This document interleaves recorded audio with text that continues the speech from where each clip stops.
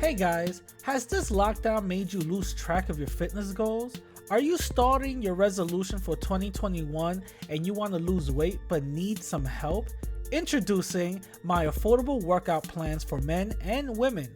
With packages starting at $5, this offer can't be beat. Go to radicallatino.com to find out more. Hey guys, do you have a product you want more eyes on? Advertise with the Radical Latino Show, where over 10K podcast downloads and the number 25 spot on the 55 All Latin podcast list. You'll want your product heard on everyone's phones and cars. Go to radicallatino.com/contacts and start advertising today. Playing the Radical Latino Show. Ladies and gentlemen, put your hands in the air. The New York's very own Radical Latino is taking you to another level. Radical Latino, you're buffing it.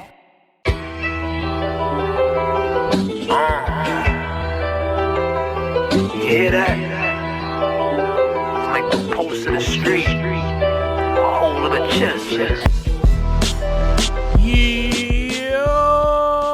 Welcome back to another episode, my people. Welcome back.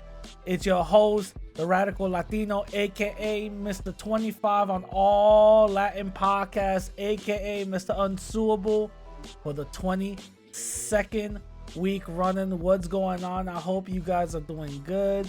I hope you guys aren't, out here locked down again. I know that California opened back up slowly but surely, so hopefully everything is working out with all of that, and you guys are getting, either you guys want to get the vaccine or not, I don't know, but shout out to y'all.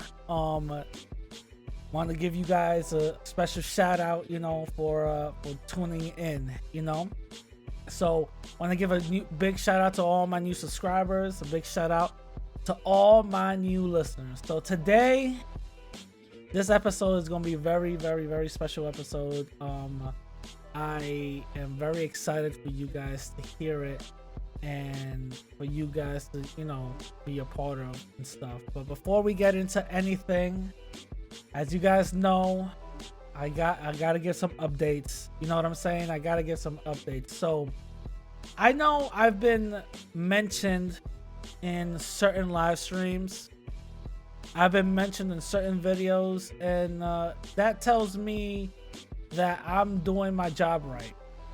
That's what it tells me. It tells me that I am actually out here, doing what I gotta do and making an impact, because the things that I say and the things that I talk about is something that is not only beneficial for Black and Latin people, but it's also beneficial for just, individuals, of just us individually, So especially as Latin people who listen to me, I've found that a lot of y'all, are resonating with my message. So that's a big thing for me, and I'm glad, and that's the reason why certain people are out here, mentioning me on live streams and all this other stuff. That doesn't matter to me. I could care less about that. That tells me that I'm doing a good job. You know what I mean? So keep on doing that. You know who you guys are. That's what's up. Another thing I want to talk about. I did a Burr Martinez part 3 update video. So I did a part 3. I wasn't, to be honest with you, I wasn't going to touch it or further touch it a little bit more, but a lot of people were asking me to do a part 3, to do an update, because a lot of people don't have Snapchat or whatever the case is. So I did an update, just recording and updating people on her current recovery and on her current condition. Now, this is the thing that I wanted to make the video, the second part of the video about. The lack of media coverage, and that was a talking point that I definitely wanted to put out there. The lack of media coverage in this situation is horrendous, is damn near laughable, and inexcusable. The lack of media coverage in this whole thing pisses me off, because if Burr Martinez was Marsha, I don't know, Smith from Boston, Massachusetts, and something like this happened, it would have been all over the goddamn place. The NFL would have had a special headband. It would have been would have had some weird color. You know what I mean? We would not stop hearing about it. CNN would have had a 24-hour special report. You know what I mean? Justice for Marsha and all this other stuff. People will be making T-shirts. We are Marsha. You know what I mean? The white feminist movement would have went crazy.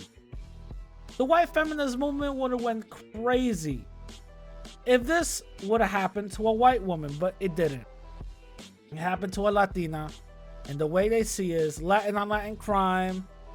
It's something we always see, nothing newsworthy about it, and that's not the point that I want to emphasize on the news, the lack of news coverage. That's not what I want to emphasize, saying that we got to see our people downtrodden and stuff. No, it's the lack of awareness, the lack of support. That this woman, Burr Martinez, should have had 100K by the first week. By the first week, Burr Martinez should have had 100K for her hospital bills and expenses. The fact that she is barely getting 80 right now is insane. It's insane. The fact that other people out here who do stupid shit, who probably are scammers or whatever the case is, getting 100,000 within a couple of hours is insane. You know what I'm saying? That border wall bullshit, that border wall, these motherfuckers raised $1 million in less than a day. In less than a day, $1 million, and it went up a lot more than that. In less than a day. Now, Bird is over there recovering, moving her hands, her feet. She's trying to, get her body to breathe again naturally and all this other stuff. And the fact that she's hovering at 80, come on, man, are you serious? All those days up in the hospital, come on, nah. It's insane. It's insane. So that's what I wanted to emphasize, that part of the video, that the lack of media coverage, because it's horrendous and it pissed me off. It really did. It really did piss me off. So that's the reason why I wanted to emphasize on that. And also I'm working on other videos in the meantime. You know what I'm saying? I'm working on other videos in the meantime. Hopefully one will be out by tomorrow, and hopefully let's see how everything goes.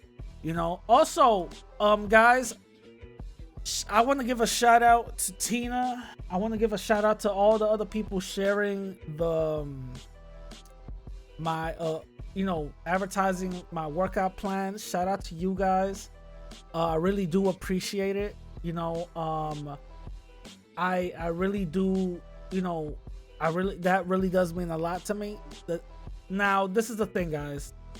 If you're going to purchase a workout plan, please, please, please, please, please put in the right email, please. Put in the right email, because when some of you guys email me back and saying, hey, yo, you running a scam, I didn't get no workout plan. I said, fam, what are you talking about? What are you talking about? What do you mean you didn't get a workout plan? Oh, I purchased this. Look, I didn't get a workout plan. What? All right. What's your email address? Because the only thing I can see is the email address and who purchased what. That's it. That's the only thing I can see. The email address and who purchased what. All right. My credit card processor is Stripe. I don't see nothing. I don't see the name. I don't see the address. I don't see the credit card. Nothing. I just see what plan you got and the email address. That is it. That's the only thing I see. So when I get emails talking about, yo, you running a scam? Yo, I'm like, what are you talking about? I purchased, what's your, bro, hold on, what's your email? This is my email. And then when I go back and see through Stripe, I see that, yeah, you motherfuckers write the shit wrong. The email was written down wrong. First of all, who still uses Hotmail? What the fuck? And the thing is, in one incident, Hotmail was spelled with 2 T's at one point.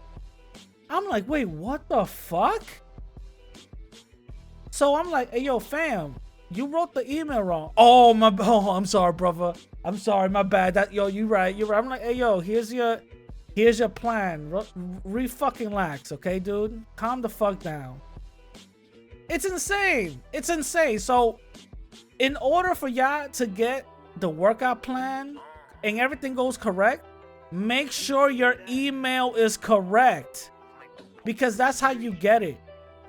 If you purchase a workout plan, make sure your email is correct. The way you get the workout plan is by 2 ways.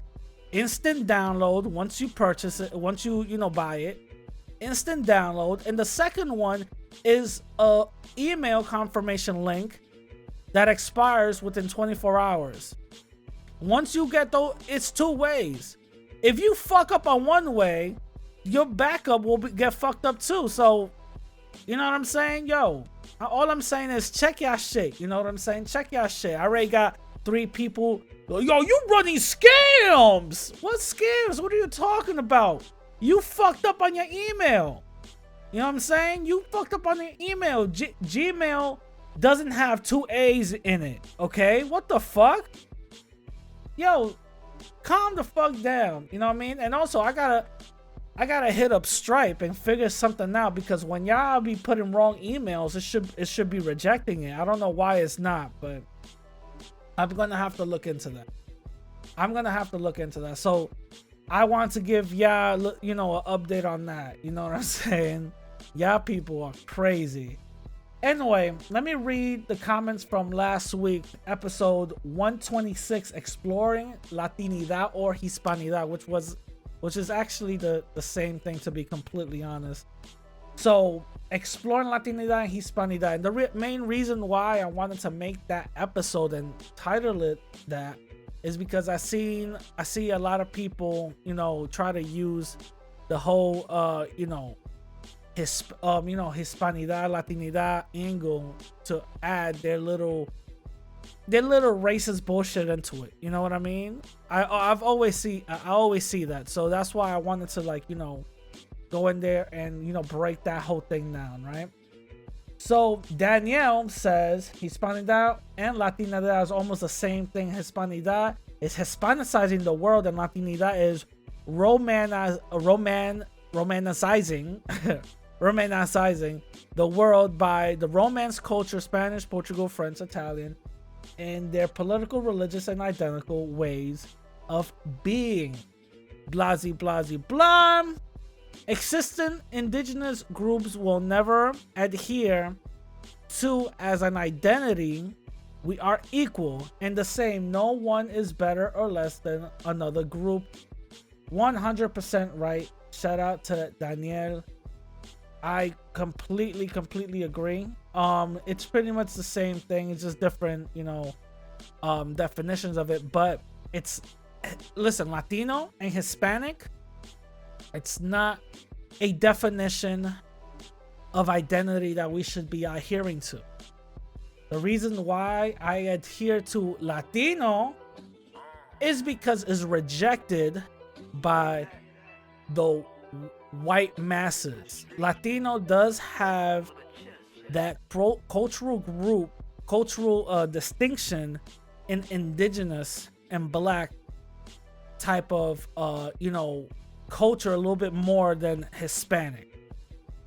That's the reason why I use Latino, but I shouldn't even be using Latino whatsoever either. You know what I'm saying? We have to come together as a people and find out what identity we should be identifying as, and making that identity a race classification in order to get a political agenda together. Those are the things that we should be doing. So decolonized Alexis says, I reject that term Hispanic too, bro. To be honest, I also reject the term Latino, because the term Latino or Latin goes back to Roman Empire. Latin is the language spoken and the offset, blah, blah, blah. 100% true. I just explained why I do. Also, Hispanic was introduced in the 1970s census. 100% true. Comic, shout out to Comic. Go subscribe to his channel. Comic, great session, going from point to point. It feels very fluid and flows smoothly. I gotta try that on my videos. Most definitely, shout out to you. I'm glad that I am of help in any way with your content. Now, the last comment I'm gonna read is by Hermano Perspective, and I just gotta give it a pause right here real quick. Hermano Perspective. I've seen a fellow person that I uphold very dearly and do have a lot of respect for, make a video breaking down one of your videos, which made me want to look into you a little bit more. Pause. Want to make me look into you a little bit more. Now, I want to have a live stream conversation with you because I want to pick your brain out a little bit and find out either why you believe what you believe and what do you believe and what you believe, you know? So I wanted to, I want to do that. So if you could email me or whatever the case is, and my no perspective, hit me up, all right? So we could do a live stream or whatever the case is, because I got some questions. You know what I mean? Anyway, so he says, I don't necessarily disagree with your views on Rancho and the cocaine addict, or Chivo, the wannabe white 1/8 black man, but I really do see no problem with being prideful of our Spanish side. Yes, we're a mixed people and have little African. We have on average, mainly referring to Mexican and Central American, comes from African slave. Indigenous people were never slaves over a 100-year period during the Spanish colonial time, which that's not true. We are products of Spanish Empire. Without Spain, there will be no Hispanic, Latino, Latinx, or even us speaking Spanish. I can also say, without the indigenous or Africans, there won't be no Hispanic, Latinx, or Spanish-speaking people either. I could say that. Again, the Spanish did bring in influence into our countries that did shape our culture. The same thing happened with the natives and the African. We cannot exclude either one. We can't exclude that. Africans had an influence in our traditions and cultures. So did natives. But the fact that you want to just suck up, literally dick suck Spain, is insane to me. In your side, it's insane to me. Nobody is denying the Spanish influence whatsoever. All we're doing is calling out the horrific things that they did. That's it. We just called out the horrific things that occurred and that they did. Has nothing to do with denying whatever side. That's all we're doing. We're calling out the horrific things. Were there some good Spanish people there? Yeah, of course. There was some good Spanish people there. But the majority of them were not it. The majority of them were not it. We have to just keep it real. That's all it is. That's all it is. We just got to keep it real. You know what I mean? We just got to keep it real. So Hermano just hit me up on that note. So I'm going to just move on from all of this. Also, I'm gonna, again, I didn't do a live stream last week, but I'm definitely gonna do one this week, so just stay tuned with that. Now, let me just stop talking and I needed to give you guys an update. Let me stop talking now. This next this person, my brother, my dude, Maceo, wonderful guy. I really enjoy hearing his different perspectives, hearing his point of views, and hearing where he comes from. Maceo is somebody that I was, I came acquainted by one of Viva Extina's live streaming. Shout out to Viva. She out here, doing her thing. Shout out to Viva. I really respect her as a content creator, individual, and as a really strong female, because she's actually out here doing her, living her best life. She's actually doing her thing. Shout out to her. So I came across Maceo in one of her live streams, and he broke down the whole Cuban thing, and we get into that in this interview. So I wanted to bring him in and actually have a talk and see what's up, because I really enjoyed his perspectives on things. You know what I mean? So without further ado, this is the interview with me and Maceo. Enjoy. Yo, what up, my people? Welcome back to another episode. Now, today, I'm bringing you guys a very special interview. You've seen him on live streams.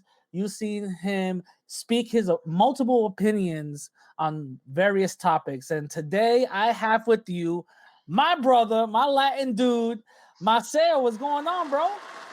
What's up, Brad? Good to be here, man. Thank you for the invite. Yeah, no problem. You are definitely one of the people that I needed to interview, and especially 2021. I got to start it off right, and I got to start it off with somebody as really really molded and really influential, just like you. Oh, well, I really appreciate that, brother. Thank you very much. Yeah, no problem, no problem. Hey, listen, if nobody else is letting you know, I'm letting you know. You know what I'm saying? I Oh, really appreciate the feedback, man. I really do. no, of course, because the first time I'm gonna be real with you. The first time I heard of you is through Tina's live stream. Right. That's the first time I've ever heard about you, and you went in there and you started spitting facts about the Cubans in Florida. Right. And when I heard that, I used your clip. In one of my podcast episodes, and outside of the YouTube comments, I kept on getting like, "Yo, whoever that dude was, you got to get him for an interview. Whoever that dude was, you got to get him for an interview." And I always had that in the back of my mind. So now that you became a regular on live streams, I was like, you know what? Let me reach out. Let me have him on, because you do bring in a great deal of insight, just like Truth Teacher. I tell him this all the time. Both of y'all bring in some great deal of insight.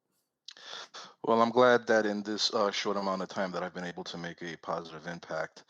Um, the only thing that I would correct about what I said about the Cuban community in Miami is that I made the mistake of generalizing, and when I listened back to it, I was like, you know what, I should have been a little bit more specific. And I could tell you that as of now, in the Cuban community in Miami, there's a lot of rifts that are starting to form. So you have a lot of people who are not going with the right wing narrative that are starting to break away from that. So on that end, that's what I could say from what I've been seeing, is that there's a lot of people right now that are starting to question the information that they're being fed, as far as the political agendas that are trying to be advanced within that community. And when you really think about it, the political agendas that have been advanced in that community for decades, since they started immigrating in mass post-revolution. So I've been noticing that a lot of the people now are starting to just break away and form different opinions, sometimes to their own to their Detriment. own to their own detriment because they're getting picked on. But I've been paying close attention to what's been going on, and I can't sit here, and if I would make any opinions of that, I would have to be specific with the group that I'm going to talk about because again, things are changing. So things are changing down here. I don't know if it's for the good. I don't know if it's for bad, but things are starting to change down here, and I think those of us who are in contact with not just the Cuban community, but you have a very big Puerto Rican community in Orlando. You have a lot Dominicans that are spread all over the place. So it's interesting to see how so many people are being called to participate in the political process of these United States. Yeah, yeah, and I do see that, and I see that Latinos and Latinas are used as political pawns for the right and the left, and unfortunately, we're as Latin people, we're caught in the middle. The way I see it, you could disagree with me, but the way I see it is we caught in the middle because a lot of people use us as political shills and also political representation to lump our whole community into that. You know what I mean? Absolutely. I think as far as the Latino community in the United States goes, we are being used by multiple fronts in order to justify their political cause. Yeah. So you will see um, political ads from both mainstream political parties in Spanish trying to get our people to vote a certain way or to think a certain way. You could see this on social media with the amount of information that's available. You could see this from certain news sites, and people will say, oh no, because of the media is always liberal, where it really depends on the media that you want to consume. Some media outlets, yeah, are very liberal. Other media outlets are very conservative. It all depends on what it is that attracts the person the most. And in the Latino community, you're going to find people who are very conservative. You're also going to find people who are very liberal. And for one, I've always wondered whether that was a generational thing, a generational gap, whether that was reflective more of the people that came to this country many years ago or many decades ago, or people as opposed to recent arrivals. But I've been noticing that there is no set pattern. It doesn't matter if a person's been here for 20 or 30 years. It doesn't matter if the person just got here yesterday. You understand what I'm saying? There's going to be, Yeah. as far as from what I'm seeing, a variation of opinions regarding the political spectrum. So people that are more to the right, people that are more to the left, people that are Yeah. more to the center. Yeah. I definitely see that. I definitely agree. Um, so before we get into the whole political spiel and talk, let's get to know you a little bit more better. So who is Maceo? Can you tell us a little bit about yourself? I was born in New York. I was born from Puerto Rican and Dominican parents. I was raised in the suburbs of New York, so I was raised a lot around a lot of people who did not look like me. But in my house, we had a very strong uh, cultural root, right? So I knew that my dad was always Puerto Rican, but my dad was very immersed in Dominican culture, and I grew up closer to the Dominican side of my family. I also, since the time I was a little kid, my parents used to send me to the Dominican Republic constantly, and I wouldn't just stay there for a couple of weeks. I would stay there for a couple of months. You understand? Yeah, same here. And Same here. I will either go to Ecuador or Dominican Republic. Every was it 3 4 4 months during the summer and stuff. So yeah, right, okay. I would go for summer vacations. I would also go if something got a little tight, if there was like a problem or something and my parents needed to figure it out, they would also send me. You understand what I'm saying? Yeah, So, um, Santo Domingo became became home. It was I didn't even look at it as a home away from home, or I didn't even look at it as second home. I just looked at it as home. And growing up in a majority white suburb, I went through situations. Um, that helped me understand. Not not. Let me put it to you this way: I was forced to retreat into my roots Really? because yeah, I was forced to retreat into my roots because I don't make a big thing out of it, but I did go through some racist shit. I did go through some racist stuff, living in the suburbs, and that forced me to actually, instead of knowing where my parents came from and that I would go there often, it made me look more into my roots, and Yeah. it, and it, Well, and, and I would you used that. Go ahead. would you mind give us giving us an example of what racism you experienced? Some people will say, "Oh, you're being a victim," or whatever the case is. I don't see it that way, but again, I'm not trying to call nobody out. So what would you what happened? Would you mind expounding on that? Yeah, like bullying. They would make fun of, especially like if my parents didn't cut my hair for a long time. They would look at like my hair and they would say, "Oh, you got chia pet hair. What are you? Are you half an N word? Is your mother an N word?" You understand? What where are you from? And I was like, "Well, I'm from here. I was born here. I'm an American." "No, you're not. No, you're not. You may have been born here, but you're not from here." Yeah, And yeah, they would tell me things like "get back on my banana boat" or "get back on my plantain boat," which, interestingly enough, at that age, I didn't even know plátano had a word in English. And I didn't even know that there was a word for plátano in English. And to see these, lily white, true blue American kids actually know that word actually shocked me, because I didn't know what that word was. And they would threaten me. They would tell me they were going to come to my house and burn a cross on my lawn. So wow, that and all of this from knowing that you were Latino. Yeah, well, in Yeah, back in those days, I mean, the demographics of the place where I grew up now, it's a lot more mixed. It's no longer what it was back in the late 70s and early 80s, all throughout the 90s. It started from about 2000 on. Even before then, probably we could say the late 90s, the demographics of that area really started to change. So, I mean, if you go there now, you have a lot more Latin people, you have continental African people, you have Afro Caribbean people. You understand? And everybody has like their little niche. And so, we have, over there, there's like, they got plenty of Latin supermarkets now. They have Dominican bodegas now. They have West Indian markets now. You understand?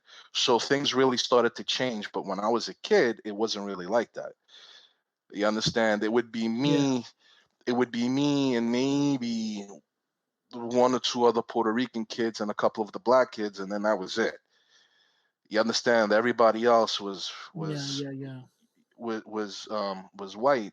And so I went through that, and after a while, I started, um, getting really into that because of that. And I really should thank those kids, because after that, I started getting really interested in my roots.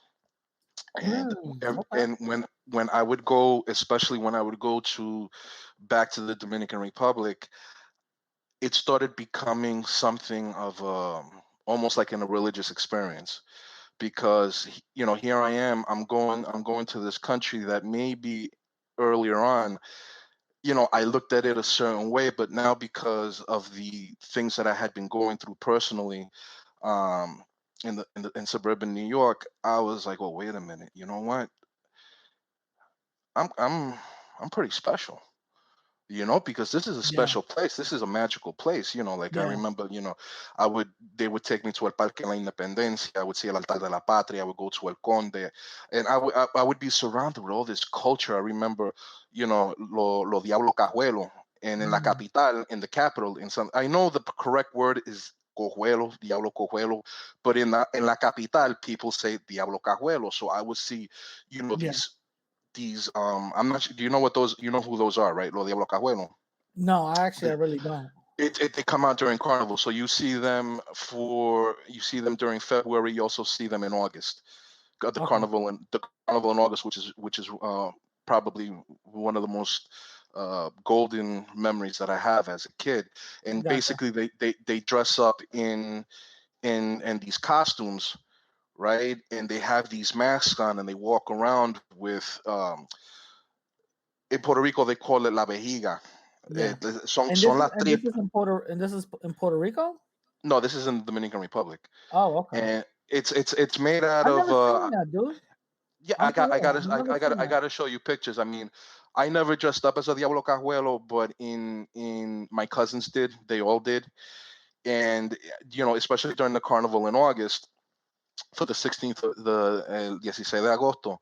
You would see these kids dress up in these extravagant costumes, and they would have these devil masks. A lot of them, but they wouldn't be like devil masks like you would see here for Halloween. They would be really ornately made up. You understand? Yeah, They would yeah, have yeah. they would be very The vibrant only the colors and only thing probably the only thing I seen but was I was in Ecuador. Again, we're all Latinos, but we have different cultural experiences. In Ecuador for New Year's, what we'll do is like a burn. It's like a piñata, but it's not a piñata. It's like a man size big, straw wooden piñata, and we'll put wishes inside of it and little pieces of a paper, stuff it with fireworks and stuff like that, and mm, at 12 o'clock we'll set it on fire. mm, So you'll just go around different houses with like big bonfires, you know what I'm saying? And that's El Año Viejo, so that's how we'll celebrate. I don't know, the times that I've been to the Dominican Republic, I've never seen that. That's weird. yeah, it's a very rich cultural tradition. It's a very and they walk around with a stick, and at the end of the stick they have la vejiga, which I think they're made out of intestines of like animal Okay. intestines, Okay. okay? And they hit you with it. So and you always when they come after you, you have to run away from them so they don't hit you with it because I'm gonna tell you something. Yeah, of course. Those la vejiga that they use, that shit stinks. It smells really bad. So if you get hit a number of times, you're gonna have that stench on you, and you're not gonna be able to get it off of you. You Yeah, understand? yeah, You're gonna yeah. have you're gonna have to. They bathe you with to get the stench off. They bathe you with something called jabón de guava. I don't know if you know what that is. No, I It's a know spe- what that it's is. jabón de guava. That's that That- everybody who's That's the Dominican type knows of shit what. mechanics use to get oil out of their hands. Yeah. Man, let me tell you something, man. Sometimes when there was no other soap, that was the go-to soap, bro. Exactly. That's what It's we like, did. yo, you want soap with a little bit of sand and rocks in it? Here you go. Yeah, well, I mean, like people would use like jabón de guava to do their laundry. You understand what I'm saying? But Yeah, no, listen, when I'm you not gonna lie. I used to actually take showers with that soap, when there weren't other options. You know what I'm saying? right, I used to come out a different color every time I took it because yeah, that joint takes everything out, yo. yeah, like like I would, we would when you come from humble beginnings, this is the stuff that you would use. So, I was getting exposed to all this culture, and when I went through all that, that stuff that I was going through, it made me look at things through a different light, and I started realizing just how special um Dominican Republic was. As I got older and I started traveling to Puerto Rico, that was completely that was also some life changing thing. That was a life changing thing for me. What I experienced in Puerto Rico, uh, a lot of it was good, some of it was bad. Because I did go through a couple of instances of xenophobia in Puerto Rico for being half Dominican. People knew who I was. Ah, People knew who my dad was, and people knew who my dad was married to, so they knew what my other half was, right? So yeah, yeah, yeah. I did go through some stuff in Puerto Rico, but with time, I started learning ways of dealing with that. So anytime anybody would question me, I already had my little litany prepared, Yeah. and I would, and I would actually make them look and feel like shit, Yeah. because I forced myself to study this stuff. I mean, this Yeah. was, and I So enjoyed it. so let me ask you then. Studying your history, Hmm. studying your culture, your Puerto Rican and Dominican, beautiful history, beautiful culture, Hmm. beautiful people that you come from with Right.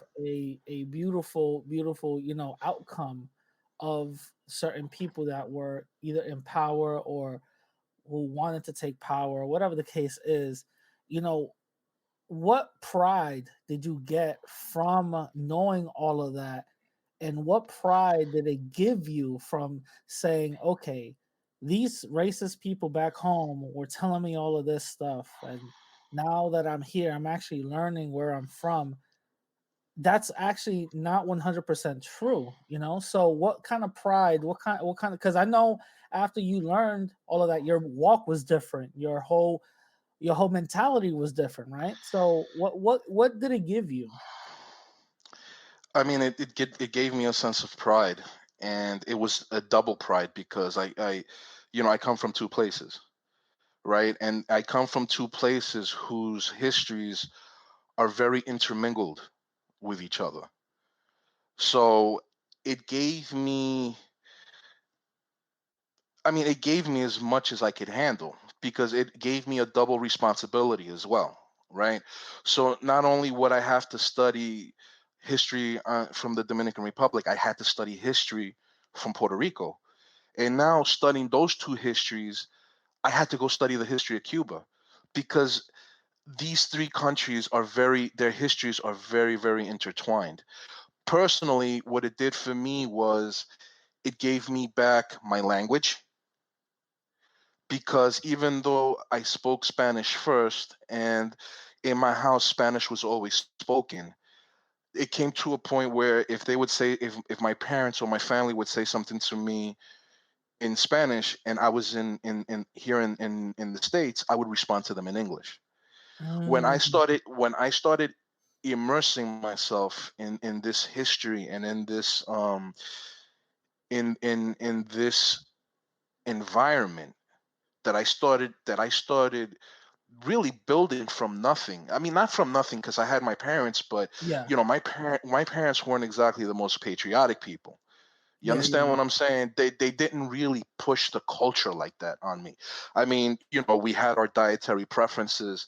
And my mom especially would be vocal when it came to certain things, but yeah, it wasn't like they both quartered me somewhere in the house and be like, listen, you're Puerto Rican and Dominican, and you need to be proud of that. No, they never did that with me. They never yeah, pushed yeah, any yeah, of yeah, that yeah. on me.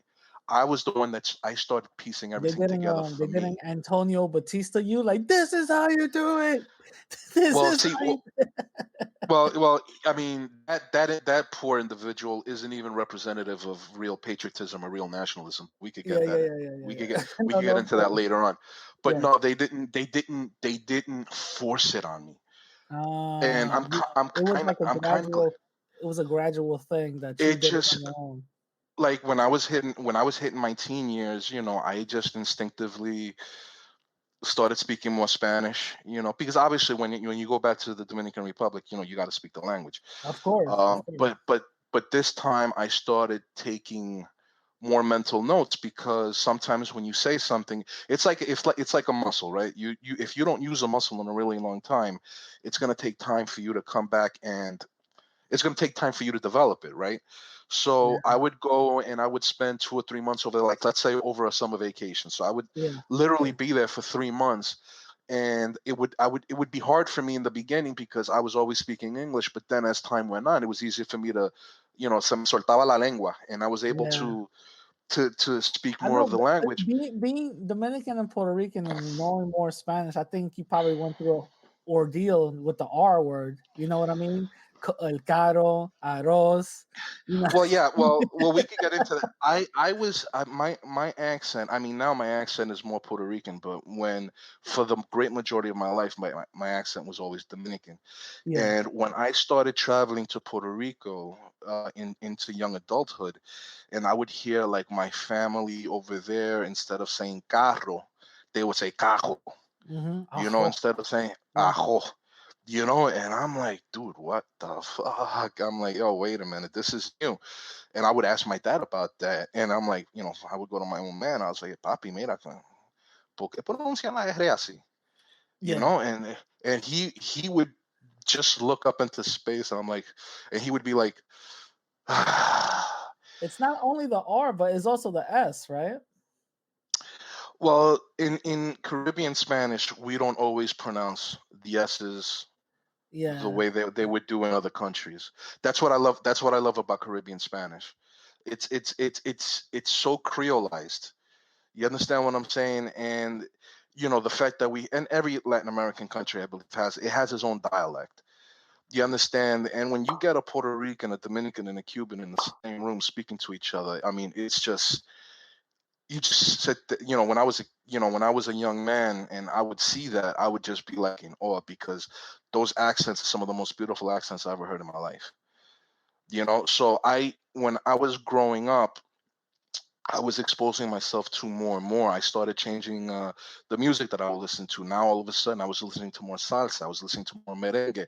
Whereas And a you few started years using before, wepa more, right? it, let me tell you something. My mom would put on like merengue when she would be cooking, right? Yeah. And I would be in my room listening to hip hop. I could not stand it. I just couldn't stand it. But again, as I started getting into the culture, I heard a song by Celia Cruz, Uh-huh. and it when I heard that song, I liked it, and I'm like, Mm. whoa, wait a minute. What's I this? knew instantly. I'm like, wait a minute, wait. I'm actually liking this song, Uh-huh. and the I listened to it. I liked it. I tried Yeah. not to think too much about it, but Yeah. like What song was it, it? La Dicha Mia. Oh, It's a okay. regular song. Yeah, yeah, yeah, It's yeah, just yeah, not. yeah, yeah. When you listen to it now, I mean, there's nothing like. I thought it was It's like not like you're tumbao or listening. something like that, you know? It was you thought it was like what? La Morena no tiene tumbao. Oh no, that's more recent. This Yeah. song came out. I would imagine this song came out in the late '70s and early '80s. It Oh, okay. wasn't. It wasn't. Like I said, it's just a regular salsa song. But there was something about it that got my attention, especially when the chorus said esa dicha. ¿Cómo es que dice esa dicha me la dio el Señor? And I'm like listening to it. I'm like, well, this is really deep. I don't know what it was about that song. So the following week, I started going through my parents' old records, and I found the tape. It was like a mixtape, like the old school mixtapes where you record like different songs on them. Yeah, yeah, yeah, And yeah, of course. yeah, it was like and it said merengue on it. I think it was like merengue '88. So I started listening to it, and I was like, "No, that shit's great." So I started listening to all these songs that I had heard when I was a kid, when I would go, especially when I would go to Santo Domingo, but I never really paid attention to, never called me, never. I was never like, "Oh, that sounds so good." But now I'm listening to it now as a teenager, and I'm like, "This is great." Yeah. And I started to want more and more and more, and Yeah. that also helped me develop more of an identity. Yeah, knowing that you come from two, Puerto Rican and Dominican, do you find the Puerto Rican Dominican slang similar or different? Because Puerto Ricans be like, ay bendito, abombao, stuff like that. And Dominicans be like, que lo que es, como está tranqui, tú sabes, and all this other stuff. So do you find it the same or way different? It's not way different. Is it different? Yeah, but it's not way different because I started seeing that um, a lot of Dominican slang actually started being used in Puerto Rico. For example, the word that every Dominican uses to describe every goddamn thing, vaina. Oye, esa vaina. That's true. Mira, No, that's true. Ecuadorians use it, Mexican use it. Yes, a vaina. Yeah, yeah, mira, yeah, y yeah, yeah. esa vaina. And Mhm. in Puerto Rico, I started noticing that a lot of people started to say that. A lot of people were starting to use that word, que si mira, que esa vaina, que sé yo qué. And I would be like, whoa, wait a minute. Oh, the cultures are kind of bleeding into each other. But I mean, when you really look at it, the culture is extremely similar. I keep saying Puerto Rican, Dominican, and Cuban cultures are very, very similar. But in my case, regarding Puerto Rican and Dominican culture, there were times in my life because of the things that I had gone through that I thought that they were at odds with each other. But then as I got older, I started seeing that you can't sit there and let other people's fuck ups, or other people's ignorances define what it is that the culture is really about. You got to look past all that. So I don't see the big difference between both of them. Um, and I'm not just saying that because I'm half and half. I'm saying that because objectively, I don't see it. Are there differences? Yes. Are there differences in the slang? Yes. Are there differences in the phrasing? Yes. Are there differences in the food? There's Yeah, a little bit of differences, but yeah, I mean, you're literally talking about two countries that are close to separated each by other. little, yeah, they're very close to each other. You understand? And when you start looking towards the Cubans, it's like, holy shit, they got a lot of the same things that we do. Yeah, Yeah, you're right. you understand? So looking at it from that point of view, it really helped me take on an identity that, in retrospect, I wish that I should have been more aware earlier in life. But at the same time, you know what? Coming into it in my teenage years and getting really immersed in it, I mean, that's not bad. I could have. I look at it. I'm looking at it this way. I might never have seen the beauty of it. And I know people like that, that they just don't Yeah. appreciate. And They don't appreciate their ancestry like that. I think you just stumbled into something very, very, very interesting, because as Latinos in America, first, second, third, fourth, fifth generation, and so on, I think it's very important for us to know that cultural impact and that cultural strength that we have from our parents' homeland. And I think it comes from our parents to teach us. Sometimes, sometimes life gets in the way, other things happen where they won't be, there to teach us as much as they should, but we should at least take it upon ourselves to actually learn where our parents come from, because that's still part of our history, and the strength and the power that comes with that. Absolutely. And like I said, my I'm a first generation, right? So Same, I was same. yeah. So you're first generation too. So we're first generation, and I grew up in an area where I was pretty disconnected from from the cultures of which I hail from. Because like I said, I grew up in a white suburb. Yeah, I didn't have the opportunity to grow up in New York City. So I mean, we would go to the city frequently, but yeah, it's not the same growing up outside of the neighborhood, outside of of the hood. course, of course, of course. Y- and that's why I say I had to go ahead and build up what it was like putting a puzzle together. So I already, it was like identifying the pieces that I already had that were present, and then I just started building upon it. And I remember as a 15, 16-year-old kid going into the library, and I would just start pulling out every single book that had to do with Puerto Rico and anything that I could find in the Dominican Republic. So Mm, I was pulling out encyclopedias, I was pulling out anything that I can find. And it was actually in the library of the high school that I went to that I pulled out a book that talked about the four most influential Puerto Ricans in history.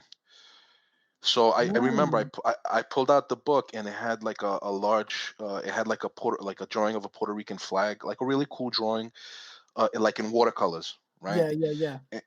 And it had the illustrations of José de Diego, Luis Muñoz Rivera, José Celso Barbosa, and Luis Muñoz Marin.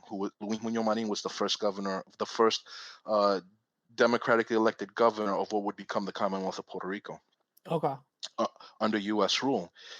And again, I grew up closer to my Dominican side of the family, but there was really no information at that point about the Dominican Republic outside of what I would read in encyclopedias. So, the encyclopedias would basically give you the information, the demographics, and so on, and like a brief history.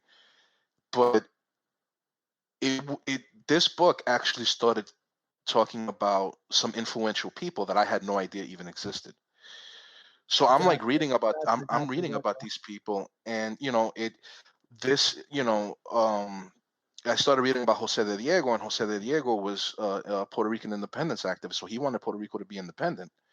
Yeah. And Luis Muñoz Rivera also wanted Puerto Rico to become an independent country. Jose Celso Barbosa wanted Puerto Rico to become a state, and Luis Muñoz Rivera, who was Luis Muñoz Marin, who was Luis Muñoz Rivera's son, wanted the so-called Commonwealth. And Okay. I would go to my dad. I'm like, "Yo, Papi, what's up with this? Like, do you know about these guys?" And my dad's like, "Oh yeah." He would look at the book. He's like, "Where'd you find this?" I was like, "I found it at the library at school." Mm. And he would just look at me and he was like, "You're reading about this?" I'm like, "Yeah." I was like, you know, and my old man would just like look at me and he's like, The hell "All you want to know right." about this? Nah, my old man would just be like, "All right." Basically like the saying goes, "Good luck with that." Yeah, yeah, yeah, You yeah, know, yeah, yeah, yeah. and And then he found you you know, practicing speeches in front of the mirror, right? No, let me stop. no, actually, he noticed that I was starting to speak more Spanish in the house, Ah, and it kind of it it kind dawned of on pissed him. it kind of pissed him off, to be honest with you. Really? It pissed both my, because you gotta understand something. My parents, in certain respects, they wanted me to assimilate, right? Ah, And okay. it's not like my parents are sellouts. It's just that perhaps in their minds they thought that I would have a better life, or it would be better for me if I went ahead and I just assimilated more. You understand what I'm saying? Yeah, yeah, And of course. again, in my teen years, I put a stop to that, and I just did a complete 180. And now I started immersing myself, and I think at first they were a little resistant to it. But I remember now all of a sudden the trips to the Dominican Republic became more impactful. Now Really? when I would go to El Parque La Independencia, I wouldn't just enter it as a small kid, as a small kid, uh, you know, Just así- looking at it, you actually go in there just with a purpose and knowing that with something important happened there. it's with a reverence. Okay. I walked in there with a reverence. When the Mm, old heads would talk to me about Dominican history, instead of ignoring them like I did sometimes when I was a kid, I would shut up and I would listen. And I would listen to mm, the words that they used, the expressions that they used, the knowledge that they were giving me. And when I went to Puerto Rico, my dad finally decided that he wanted to take us all to Puerto Rico when I was around, I don't remember if I was 16 or 17 years old. That trip completely blew my mind. mm. To be with my old man. You got to understand something. My dad wasn't the most, he was always working. My dad did what he had to do to hold it down. Both of my parents were working parents. I did a lot of growing up on myself. You understand what I'm saying? I didn't have, and I'm not talking ill of my parents, but because of their insistence on meeting every single one of their financial obligations, and to make sure that we had a roof over our head, to make sure that we had food on the table, that we had clothes on our back, my parents, man, they went the extra mile. They were the greatest providers. Yeah. But because of that, I never really got to see them, and I had to do a lot of growing up on my own. So when Mm, my old man took me to Puerto Rico, and by that time I was already going into young adulthood, you don't understand what that was like for me, to be on my old man's home soil with him in his environment, seeing where he grew up, seeing the house that he grew up in, where he stomped, where he bled, where he cried, where he was happy, where he sweated his fucking tears. You don't understand how that was for me. Coming from a mindset where all I really knew was Santo Domingo, but to be in my own man's stomping ground, to see how he reacted to an environment that he hadn't been in years, there was a Yeah, rite of passage. There was a rite of yeah. passage that I had to It go was through. like impactful for you. It was impact, and I had to go through a rite of passage with him. Mm. I'm not gonna get into it Yeah, yeah. Of course, of course. because that's for me and him. But there was a rite of passage that I had to go through Yeah, that I don't think any of the other siblings had to go through because I was the one that was there with him at that time. yeah. That's powerful, bro. That's powerful. So that right there shaped the way you view not only yourself but the outside world, correct? Let me put it to you this way: if I spent all this time, in the Dominican Republic, look at it as building a pyramid. So Yeah, I'm building a very solid base, and I'm working my way up, working my way up, working my way up. And as you build a pyramid, it gets more narrow to the top. of course. That trip to Puerto Rico was me putting the final piece on the top. Mm, That's what it was. After that, after that trip, there was no looking back anymore. I already knew that I was. This is who I was. This is what I was, and now we're moving forward. And there's nothing that I'm. That's nothing that's going to stop me from learning more and from immersing myself more. So I mm, have a double. I have. Not only was I blessed with being born from a Dominican womb, I was blessed by being that Puerto Rican seed that went inside that Dominican womb and grew. got it. When I understood how fucking special that was, that's it, man. There ain't no looking back from that. Yeah. What was I so what was I supposed to do after that? Turn No, around of and course. carry the American flag, and no disrespect to the American flag. What was I supposed to do? Go ahead and carry the American flag and do the I pledge allegiance and the Star No, no, no, Spangled no, no. Of Banner and course, of course. and and this land is my land? No, no. My lands are in the Caribbean. There was no looking back from that anymore, man. No, yeah, yeah, yeah. No, of course. Of course, of course. Jesus, man, you making me want to go back. Shit. So after now I'm just fast forward for a little bit. After Hmm. that experience, obviously Hmm. you started to see yourself in the world differently. Some people will call what you practice brujeria. That's what some people will call it. I don't call Right. it that necessarily. I call it spiritualism or whatever. But Hmm. what is the right word? The right word is Orisha or Yeah. Orisha, you could call it Orisha. okay. The So Afro, the Afro-Cuban variant would be called. Some people would just call it Lukumi. okay, Mukumi, Luk, Orisha. Luk, Okay. Lukumi, Oh, I'm sorry. I'm sorry. Orisha. My fault. My fault. Oh, no, no, Lukumi, no, no, no, no, no, Orisha. no, Okay. Lukumi. But if you look more towards the native Yoruba spirituality, actually they call it Isheshe. Isheshe basically means tradition. Yeah. Okay. So I so just a little background on my aunt from my Dominican side. She Hmm. used to practice Santeria, right? She never Right. called it Santeria. She called it something else. But I call it Santeria because that's what my mom told me. You know what I'm saying?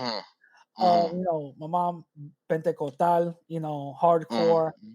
You know what I mean? She saw visions and all that, spoke to God, all that, right?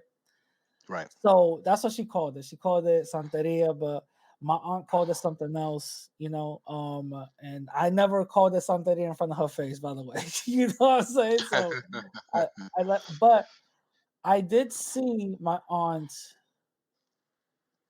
I'm not gonna say perform, but do certain things that nowadays will look as questionable from a science point of view. Mm-hmm. I saw her do things. I saw her say things, and I saw things Mm-hmm. happen that in a science point of view would seem either impossible or there has to be another explanation for what's happening. You understand what I'm saying? Yeah. So I come at least knowing some parts of that. Again, I don't know 100% on the practice, nor do I know 100% on the execution of the practice. But what I do know is that Mm-hmm. it's not from the devil. It's not something demonic or evil. That's something I do know. What I do know is it's a spiritual system. And the Right. reason why I know that is because I got that information from my aunt, and also I got that information from books, just Mm-hmm. learning a little bit more about it, right? Right. Now, let me ask you, when did you start in this spiritual tradition? When did you start actually being interested, and when did you start getting involved in it? Late teens. So let me preface it by saying this. When I was a kid in Santo Domingo, there used to be a place called, and it's still there, El Mercado Modelo. El Mercado Modelo was a place that it's on La Avenida Mella, okay, and it has these stairs, this big stairway. You have to climb up these stairs in order to get into it. And when you walk into it, it's like all these souvenir shops. So you have like artesanía, different paintings, just like all these different. Think of it as kind of like a flea market, right? When as soon as you walk in, you just see all this culture and all this art and all this stuff that you would buy souvenirs, right? When you walk towards the back, that's where they had all the botanicas. So when we would exit via the back exit, and I would see the botanicas, and I would see the stuff with the Catholic saints and the statues and all these plants, um, and these people who were so-called curanderos, brujos, this and that, it started attracting me. But again, like with the culture when I was young, I never gave it much thought. Never gave it much thought. As I started getting older, I started becoming much more spiritual. And my parents, I mean, I was raised Catholic, but my parents never were not church going people because, again, they were always working. And plus, even when they weren't, it wasn't like an obligation that we go to church. But um, out of my own volition, I decided that I wanted to like starting attending mass more and stuff. And, I would go to church where I was living, but it wasn't the same because the mass would be in English. You understand? So it didn't, and I don't mean to be disrespectful. It's just that it wasn't something that I was accustomed because when I was in the Dominican Republic as a kid, once in a while I would go to church there. You understand? And at that point, the majority of the religious experience that I had in Catholicism was in the Dominican Republic.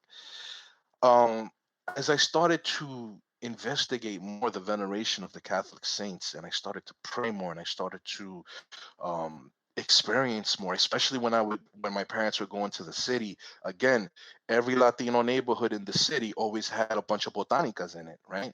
And we would pass by the window of the botanica, and I would see all these statues of these things, and I'm like, oh my god, this is like some of the stuff that I seen in the Dominican Republic. It just started calling me. So when I finally got my license and I started driving into the city myself, to go get a haircut or to go get something to eat because maybe I wanted to eat Johnny Keke, maybe I wanted to eat something that was familiar to me that I couldn't find or that I wasn't prepared for me at the time. I would actually walk into the botanicas and I would start looking around, and it started making an impact on me. You understand?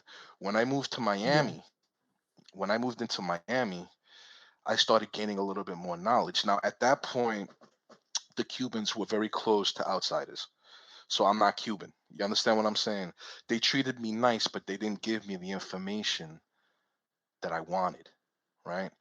After and plus I had a negative experience with somebody who claimed to be a santero. When I moved back to New York and I was going to the city, I ended up getting like I was going to school in the city. I ended up going to I took a semester in the city, and when my classes would finish, I would shoot up into East Harlem, El Barrio. And in Lexington, there was a botanica called El Congo Real. And I walked into that place, bro, and that's where my journey started. For real, for real. Not so much in Miami, where I was living previous. I'm talking when I came back to New York. And the only way I could put it to you is that Catholicism, through what I would call the intervention of my ancestors, brought me to Orisha. And when it comes to Mm. that, I haven't looked back since. I can't sit there and tell you that I had a vision of one of my spiritual entities or Yeah, anything I saying to thought me, like listen, you had a Black Panther moment. You know what I mean? Like they were that like Maceo, this will take the powers of the Black Panther away. no, that moment came much later on. Okay, got it. So Yeah, yeah, you so understand? yeah. Hmm. So let me ask. Since you started the spiritual journey that you're in, and that you was walking this rite of passage, uh, what benefits did you see in your life, in your spiritual being, that you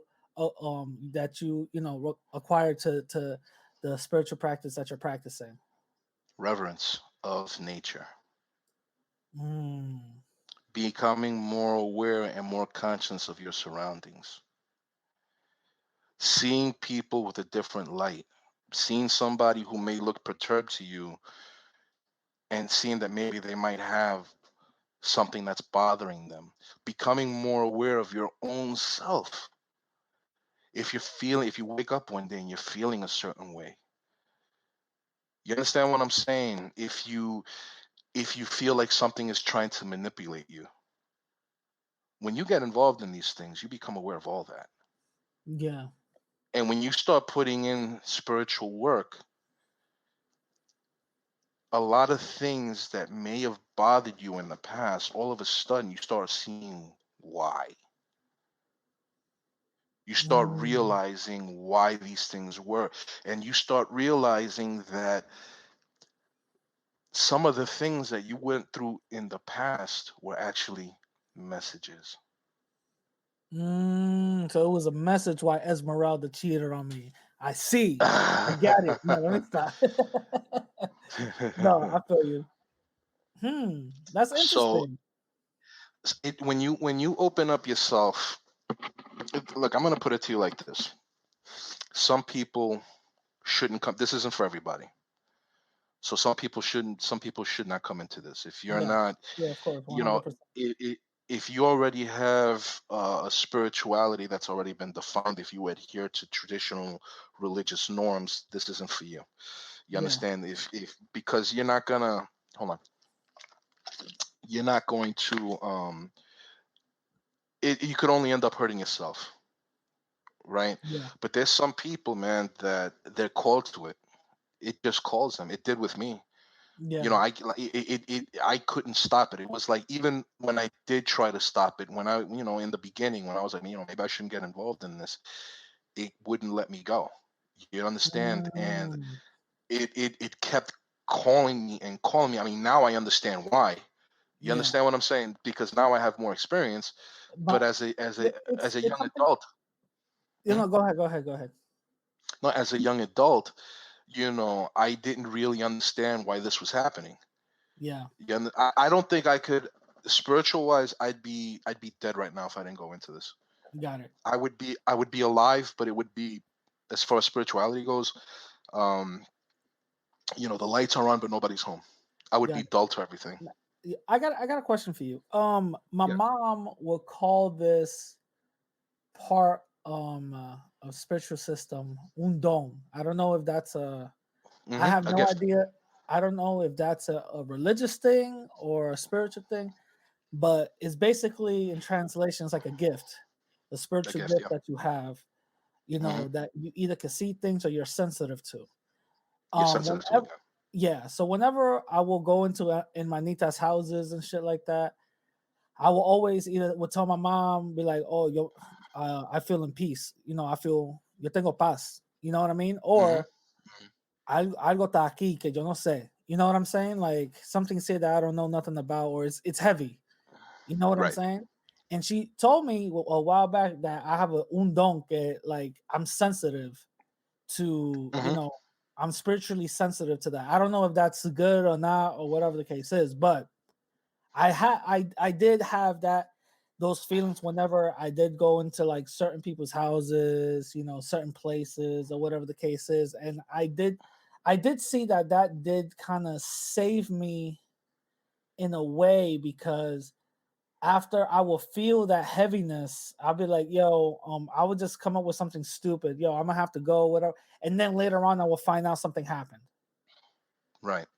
You know what I'm saying? So I don't know if that's the same spiritual system or whatever the case is, or if that's like that's something that somebody should be sensitive. I don't know what it is. I don't know if you got some more insight on that. There's certain people that they have this gift. I mean, there's people that I've met people that develop it to their full potential and they're great spiritualists. Okay. I've also met people that they try actively to suppress it because maybe they might have been influenced by traditional religious dogma, or maybe they might have had a negative experience. Because I'm going to be honest with you, it's like in all religions, you got a lot of bad people in this. So like if you talk about Pentecostalism, I mean, I'm sure there's a lot of bad people in Pentecostalism that are very repressive towards you, Of course. very repressive, right? And but there's also probably a lot of good people in Pentecost. I'm not going to rule it out, just because I don't like something. But there's people that they come into this and they could they if they get with somebody who could give them the proper training, they could develop their senses to a point where just by looking at somebody they could pick them apart. Other people might need to go through a protocol, like to go through a formal reading. You Yeah. understand, like to initiate a formal reading the way they were taught in order to open up the channel and see what's with the person, see what walks with the person, see what influences the person is under, and so on and so forth. But there's people, man, that you could be walking on the street, they'll just stop you, and because it's happened to me, and you think that they're nuts, right? But they start telling you things. They call them videncias. So they Yeah. start giving you videncia tras videncia. Mira que tú tienes un muerto que es así, tú tienes un espíritu que es así, mira que si tu It abuelita, mira happened que to si. me. It happened to me a few times in the church. Yeah, because let me look. We could sit here all night and we could discuss about the veracity of the Bible, okay? But the truth of the matter is, through certain biblical verses, you can manipulate things. And Of I don't course. mean that like I don't mean like manipulate one's thoughts, which you can do too. I'm talking about you can. Let me put it to you. Manipulate the What is scriptures. this? That you can manipulate the spiritual environment in order to get a clearer understanding of the person that you're dealing with. So, what is brujeria? Because everybody, oh, que tú eres un brujo. What is what um is brujeria? the stereotypical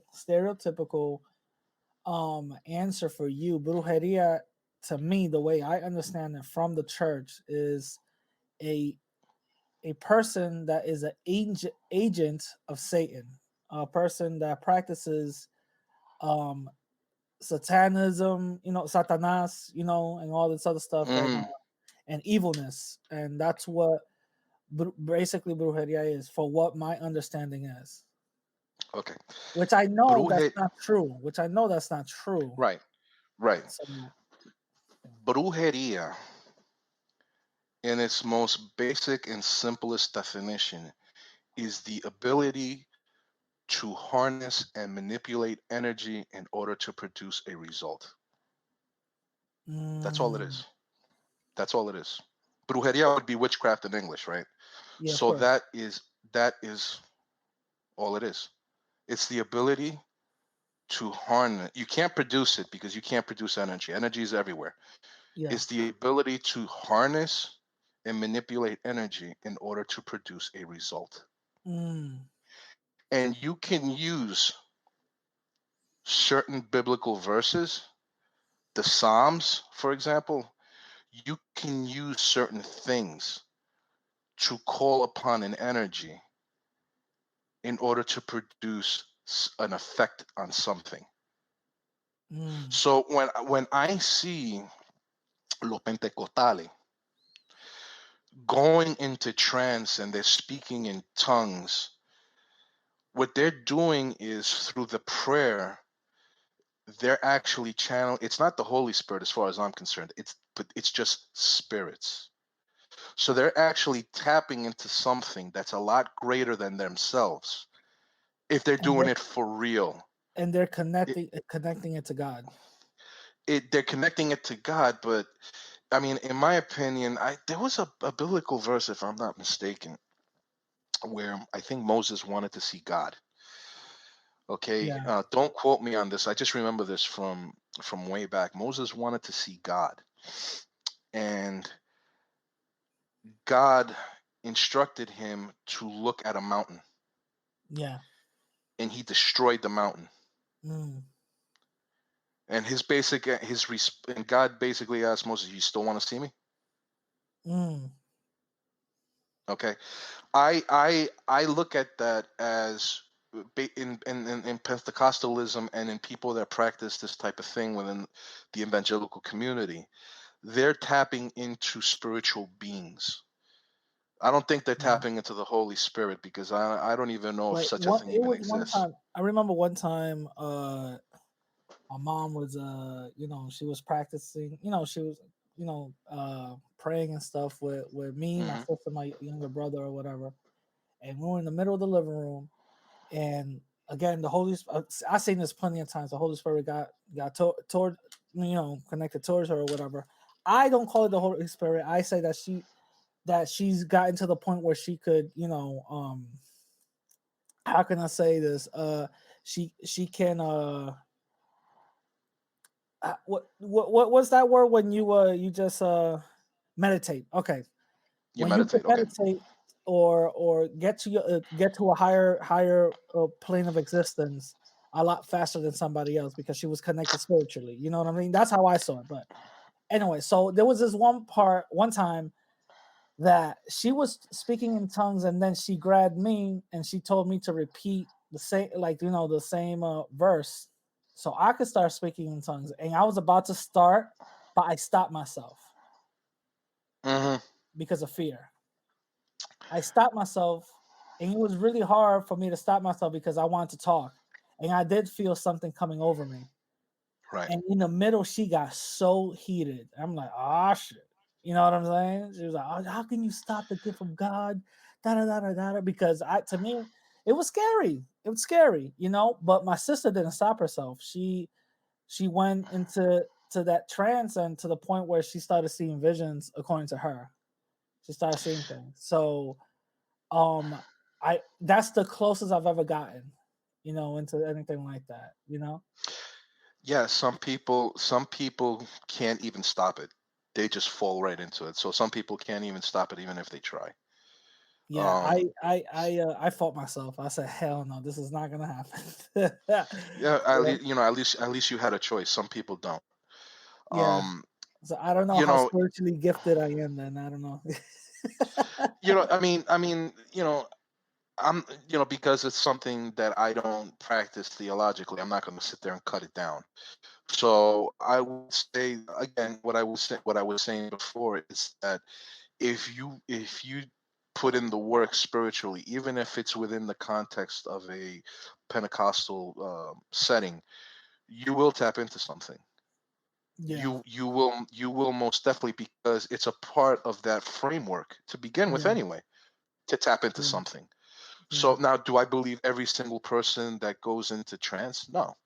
But there's certain times that you see people and you already know, you feel it off of them, the energy that they're given. So, no disrespect to, even though the Pentecostals swear up and down, and the other evangelicals and some Catholics and other people will say that we're devil worshippers. I mean, there is no concept of a devil inside of Orisha. This just doesn't exist. Yeah. You understand? There is no central figure. African spiritualities are not wired that way. Yeah. You understand? You could come under the bad influence of something, but it's up to you to make sure that you put yourself right on track. Yeah. Yeah. Yeah. Yeah. Yeah. Yeah. Gotcha. I want to also talking about spirituality and Christianity. Mhm. You were part of a live stream where you kind of broke Christianity down to its basic Right. fundamentals historically, and I kept on repeating that same live stream over and over again so I could kind of get the gist of it, because I, for what my research has found, and this is for what I believe, that obviously Christianity is just a stolen religion that is mixed with other parts of different religions throughout time, jumbled I would to tell. get jumbled together and made into something. That's how I see it. Mhm. um and also going all the way back to my belief, the first religion, which was in the ancient walls of Egypt, if Right. you could call it, was it Kemet or something like that? They there's call a they call it Kemet now. Kemet, yeah. So there's a lot of similarities between Jesus Christ and the sun god Ra. A lot of similarities to the point where you can't even dismiss it. Hmm. So even the Book of Dead breaks everything down to its basic fundamentals. Even to the point where in the Bible, the 12 disciples, I see them as the 12 zodiac signs. Right. Jesus is the sun, which is in the middle. And I Hmm. believe his story, and in the Bible, everything is astrological. Even with the day that he died to the point where the day that he rose up again to the day that he was born, everything is astrological. And that's Right. how I see it. So if you could give us a small breakdown on historically how you did in that live stream, I don't know if you remember it, but if you could do that for us, I'll gladly appreciate it, bro. Yeah. On that live stream, what people asked was, if I remember correctly, something to the point of the origin of Christianity. Christianity had its origin with Constantine. I believe his full title was Constantine the Great, who was the emperor of Rome, who, when he went into battle, he saw a vision of Jesus, according to him, and his in that battle, because he saw that vision telling him that he would win, he won.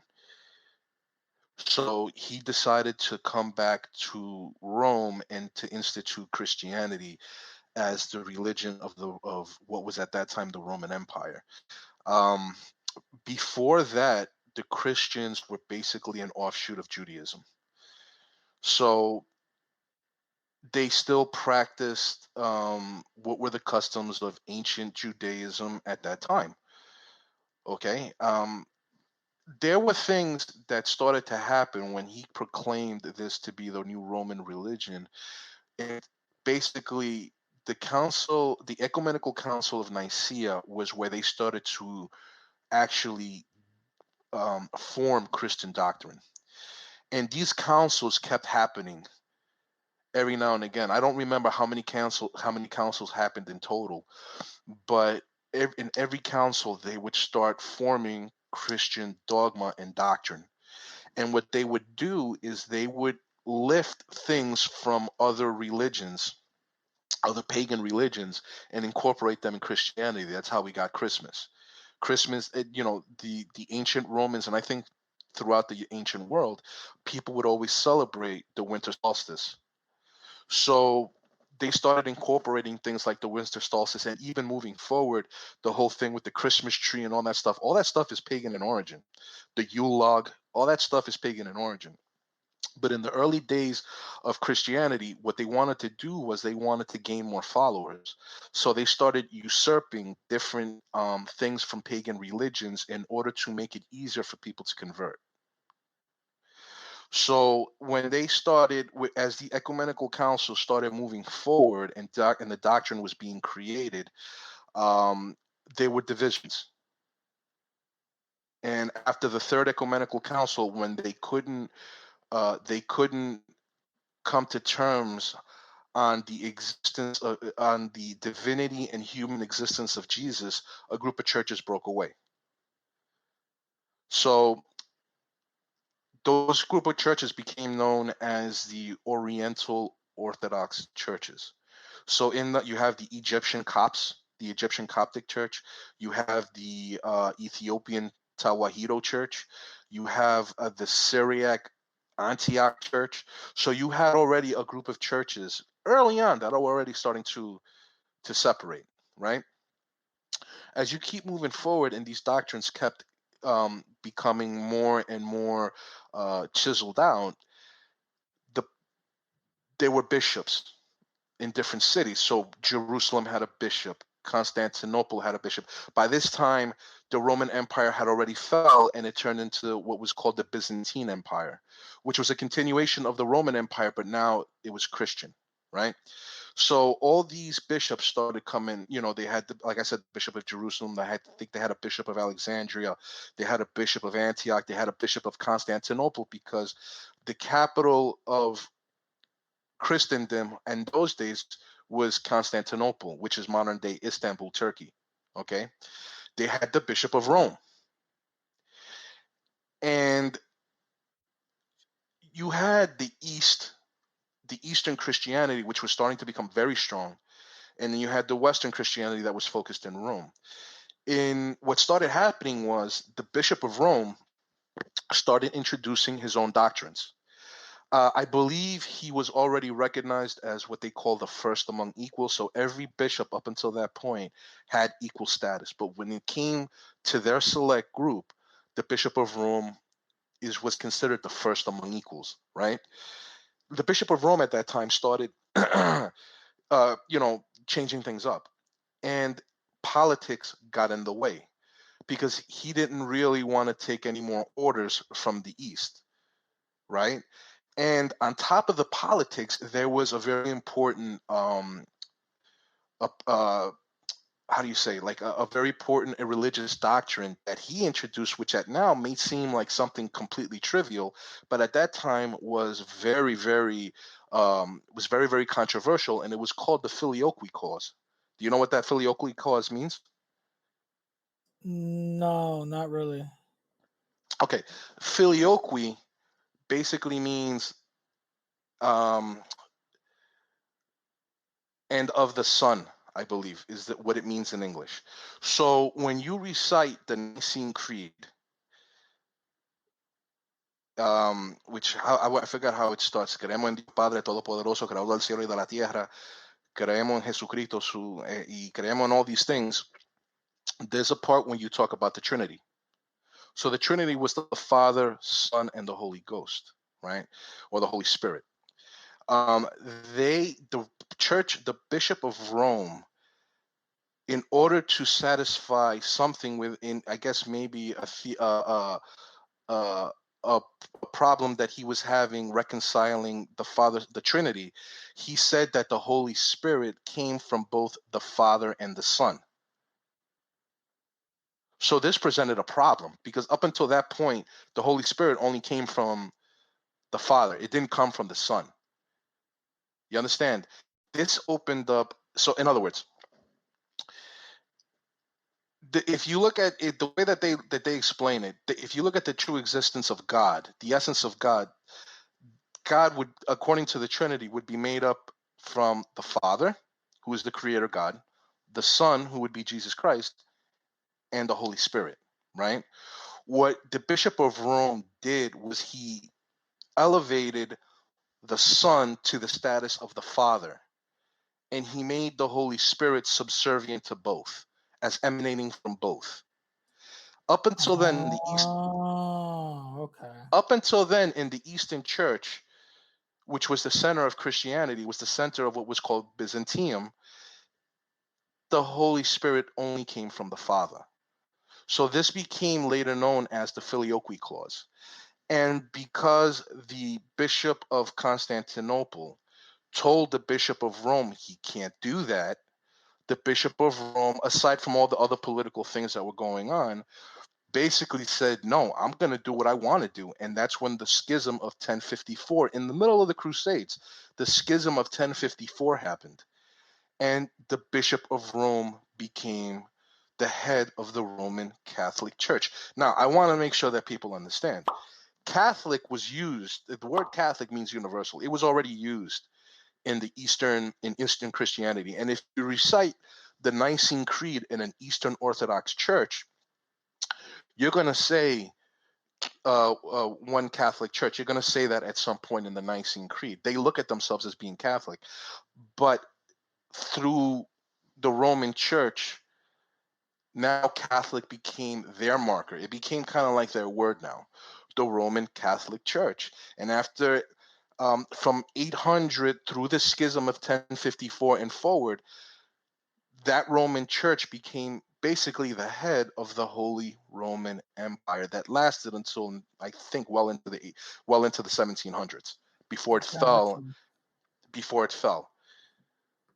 So Gotcha. Gotcha. there Gotcha. Gotcha. was a whole it was political and it was also theological differences that led to the split between the East and the West. So if you go into an Eastern Orthodox church now, it's different. It's a lot different. You could go into a Greek Orthodox or Russian Orthodox. The way that they do their liturgy is completely different than the way that they do it in a Roman Catholic church. Mm. Would you look at that? Okay. Yeah, yeah. I've spoken to quite a few Orthodox priests, and Orthodox priests basically say that, you know, Roman Catholicism basically emanated from Orthodoxy. And that's what I said on the live stream. I say the first Christianity was really Orthodoxy, right? Yeah. Got it. Roman Catholicism, the way he put it was Roman Catholicism is our problem child, right? Yeah. They don't even talk about Eastern Orthodoxy because Oriental Orthodoxy, because they are, I believe, a little bit more so Eastern Orthodoxy and Oriental Orthodoxy, which is the Christianity of the Middle East, they're a little bit more tolerant of each other, and they're tolerant towards Catholicism, but they look at Catholicism as being inherently flawed, right? Yeah. And then, and they're like, and Protestantism is Roman Catholicism's problem. Yeah. You understand? Gotcha. But you can't. The thing with modern Christianity, I laugh, and it's not that I'm sticking up for Catholicism or Orthodoxy. It's just that this is the truth.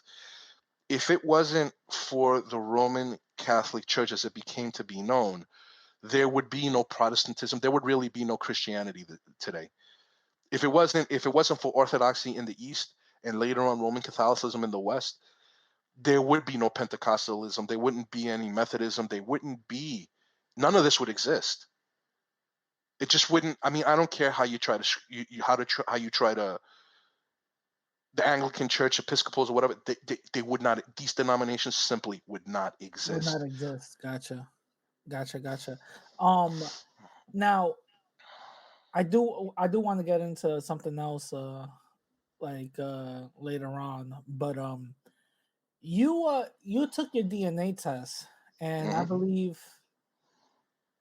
you spoke about it here and there, but not in depth. So Right. I want to give you the opportunity to speak about it in depth. Before anything, what do you, if you don't mind me asking, what do you identify racially? Racially, I always try to check off as many boxes as I can. I Gotcha. mean, I grew up being told that I was black. Got it.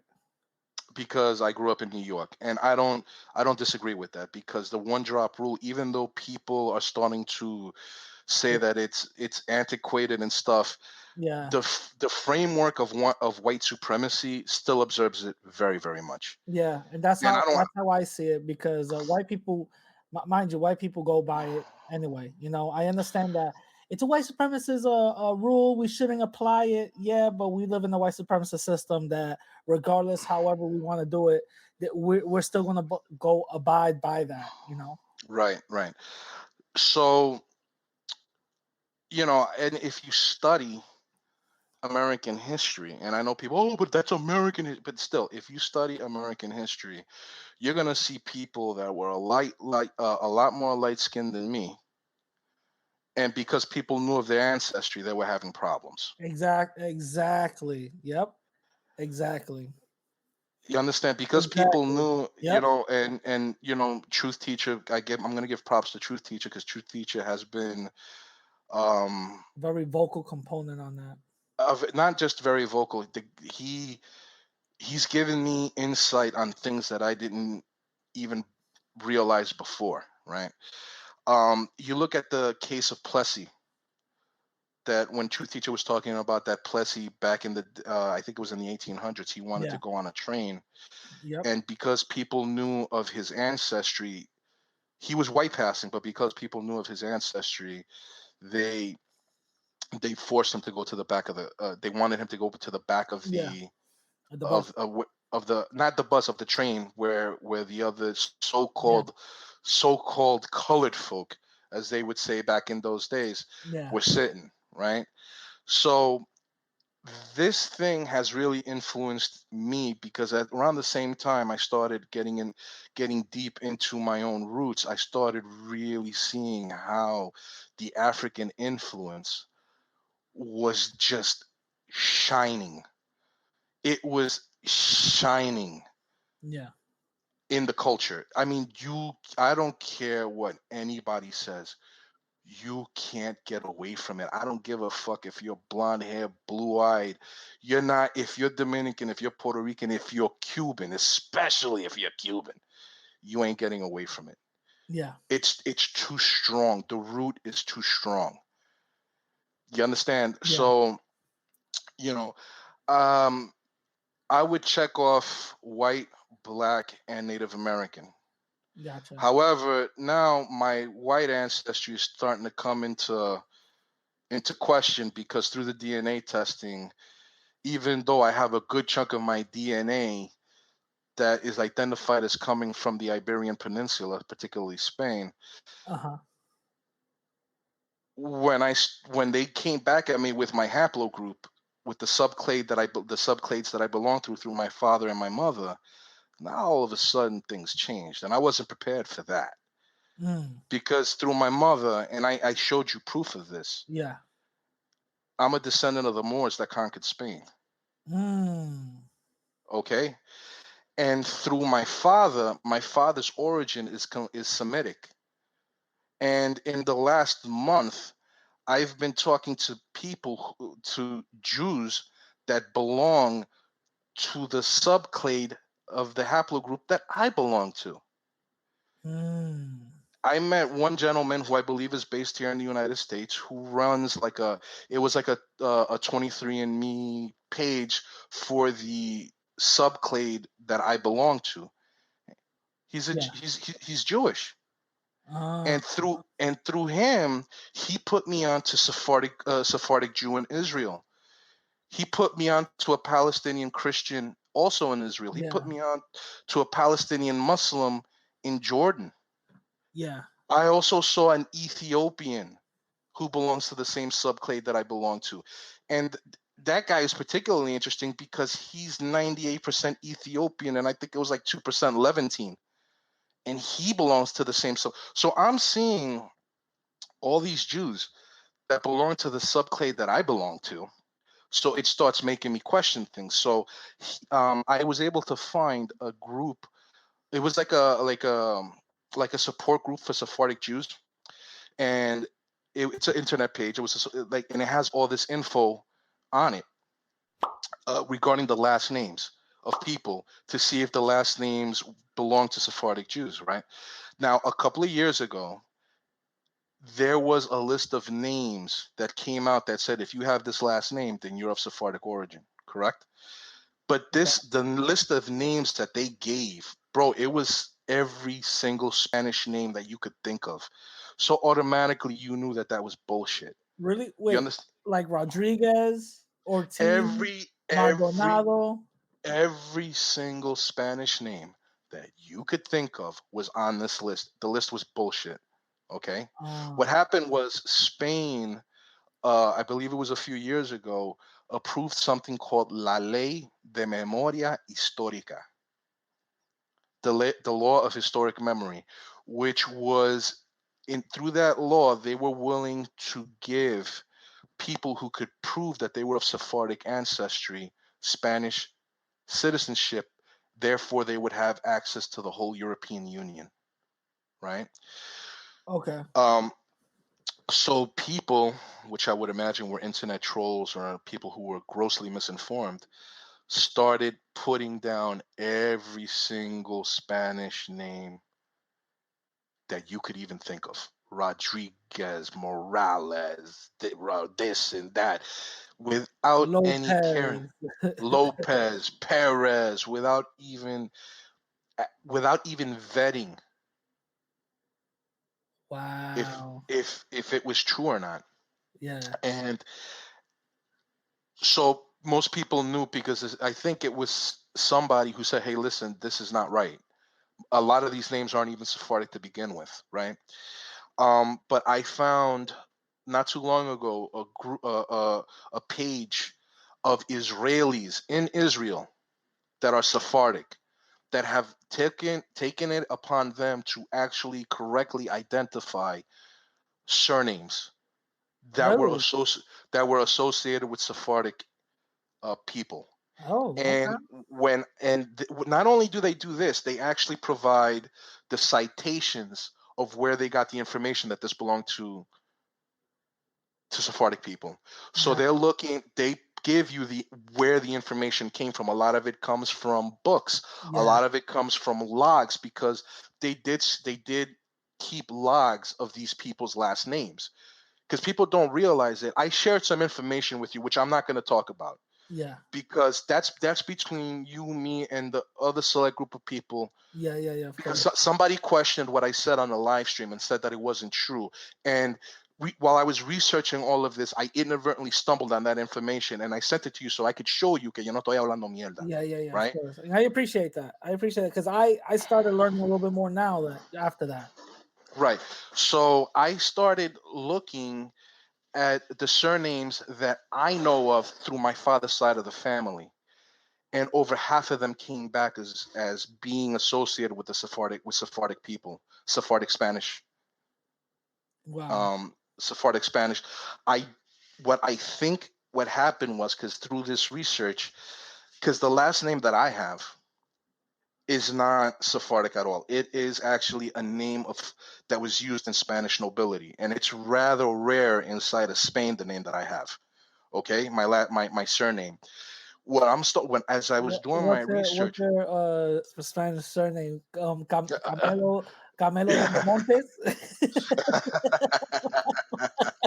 No, no. Let me stop. Let me stop. You don't have to say it. You don't have to say it. No, no, I'm not. I'm not gonna say it. I'm not gonna dox myself.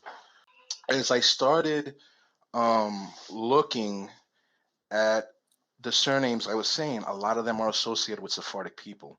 So now I started questioning my own man, and he's saying, "Listen, I heard rumors, but they were just rumors." Yeah. So I'm like, I sent him all the info. I don't think he knows how to read this. He's an old man, Yeah. but I think he wasn't he didn't sound too surprised when I was surprised. Really? I was very surprised. I'm like holy shit. I was Oh, like that's Jesus. funny. I was like wait, hold on a second. I think one of my ancestors took on because I heard people actually would pay names. Would I'm sorry, would pay money to change their surname. Ah, would you And look at that? they would marry into a family, and they would adopt the surname of that family in order to avoid expulsion or avoid the Inquisition, Ah, look at torture, that. and all. Yeah.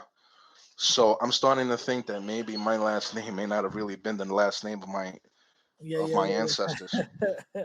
That's funny. That is hilarious. Now, I don't know if you want to talk about this, but I'm gonna mention it, and you'll let me know if you want to talk about it or not. Mhm. Um, Me and you, privately, you've been sharing a lot of disgusting things about the Spaniards and certain group of right wing Spaniards and what they believe and say about Latin people. Right. Would you want to speak about that? Yes. I've been sharing information with you of Spanish white nationalists, Got it. So of the again, racist people in yeah, Spain. again, Not I don't want to eh, paint all Spaniards with one brush. I'm not saying this is all Spanish. please. I'm gonna be honest with you. I have met some wonderful people from Spain, Yeah, good people from Spain, hardworking people from Spain, who really would take to people like me and would take to any Latino because of the language and because of certain commonalities. They were not racist. They were certainly welcoming. You understand? yeah, I'm only talking about the white racist yeah. people. But to me, at the end of the day, Spaniards are way different from Latin people. Oh yeah. Well, I mean, Way different. So we they, shouldn't be putting them in the same category, But I totally understand what you're saying, and obviously what we're talking about is just the right wing, a Spaniard nationalist type of group. I wouldn't even call them right wing. I wouldn't even call them nationalists. I would just call them, at this point, they're just fucking a bunch of racist fascists. They're present in Spain. Absolutely, they're present in Spain. They've always been present in Spain, and the information that I shared with you shows that they've been present in Spain for a very long time. So Yeah, most definitely. I don't want to sit there and indoctrinate Yeah, every and some of single them are Spaniard. part of the Vox Party. What other Well, party? Vox likes to play a little game. Yeah, Vox Vox likes to play a little game because they do have quote unquote people of color, people of African ancestry within their ranks. yeah, And every now and again, in fact, the one of their head politicians in Catalonia is he's black. He's a mulatto, but he is black. His name is Ignacio Garrido, I believe his name is, and he is a member of Vox, and he is one of the heads of the party. His mother was from Equatorial Guinea, which is the only African country that has Spanish as a national language. It was a mm, colony of Spain at one point. Okay, okay. So and Vox likes. I mean, now here's the thing. It's like when people talk about Trump and they say Trump isn't a racist. But if you look at a lot of his followers, they display racist attitudes. So in Vox, they'll sit there and they'll tell you that they're not racist. And whether they aren't, I really don't know. But a lot of their followers, a lot of the people, a lot of their base, you'll see them throwing up the Sieg Heil. You understand what I'm saying? And you'll see them on camera and on social media exhibit racist attitudes towards Latinos, yeah, towards the African migrants. yeah, You understand what I'm yeah, saying? yeah, yeah. No, of course. The famous word "sudaca" Yeah.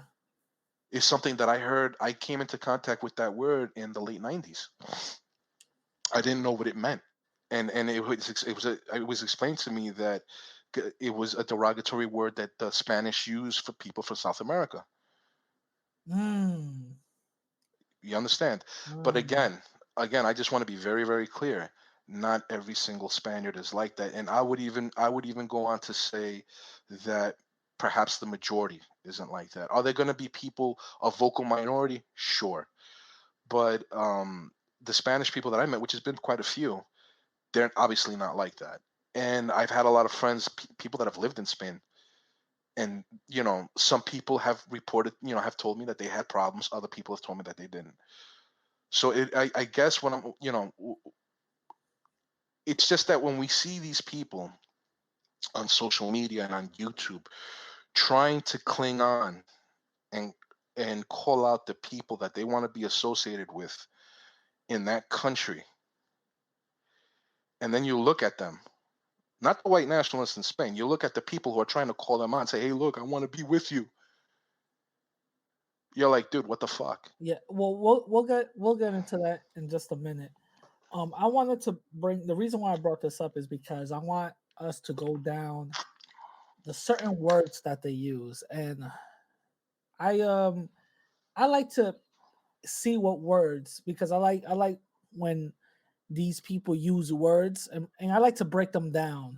Nellie Fuller said that words are very important, and if you don't understand white supremacy, then you really don't, then everything else will confuse you. So one of the words that really intrigued me when you presented that to me was sangre sucia. Hmm. That right there really intrigued me. Hmm. Now, let's break that down. Let's break that down for a second. Now, why would a Spaniard nationalist, right? I wouldn't call him a nationalist. Just say a Spanish racist, a Okay, Spaniard so racist. sorry, Spanish racist. A Spanish racist call a fellow Hispanic, right? Or Hmm. Latino or whatever. Um Sangre sucia. Now, what is dirtying our blood? A racial admixture. There we go. You got to understand something, man. And see, when I mentioned it, you had certain individuals that say that that didn't exist. But I gave you proof, again, researching something that I didn't believe to be related. I inadvertently showed you something where, without a doubt, that's where the usage of the word comes from. Would you say you are satisfied with the information that I presented to you on the origin of where this comes from?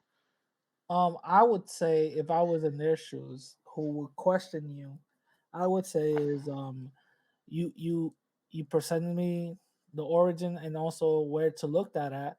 I'm gonna do my research and I'll get back to you. Right. Um, and I encourage you to do your research. But I think I made it very, very clear I see. I thought that this word I came across this word on social media. Somebody had used it, uh, and I was a little shocked by it because I never thought of it that way. Mm, That it was a person who identified himself as a Spanish white nationalist or a Spanish white racist who came across and used that word derogatorily towards uh, quote unquote Hispanic or Latino, right? And around the same time, I had seen like an investigation of white supremacy in Spain when it came to to football, to soccer, to the yeah, soccer matches, and how they would openly display the Sieg Heil in the middle of these matches, of these soccer games. yeah. And I was shocked to see that it was so open.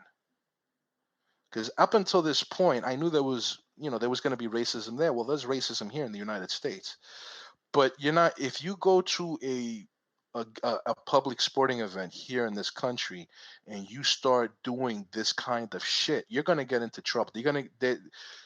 People are not going to Big take that well. trouble. But Real big right, trouble. Yeah. real big trouble. So when I saw that happen, and they presented a piece about how this was impacting the level of professional soccer in Spain, I was like, holy shit, I didn't know.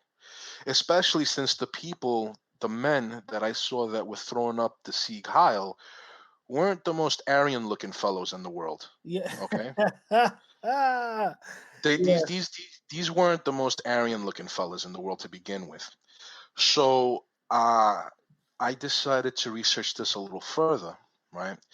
And I ended up on a web page which was basically like Stormfront but in Spanish. And they had a forum that was open to the public. When I went into the forum and I started seeing some of the things that they were posting, I saw the word being used again. So up until this point, I thought that this word was used for people like me, the legitimate descendants of Spain who have gone under racial admixture and now have considerable percentages of both African and indigenous ancestry, right?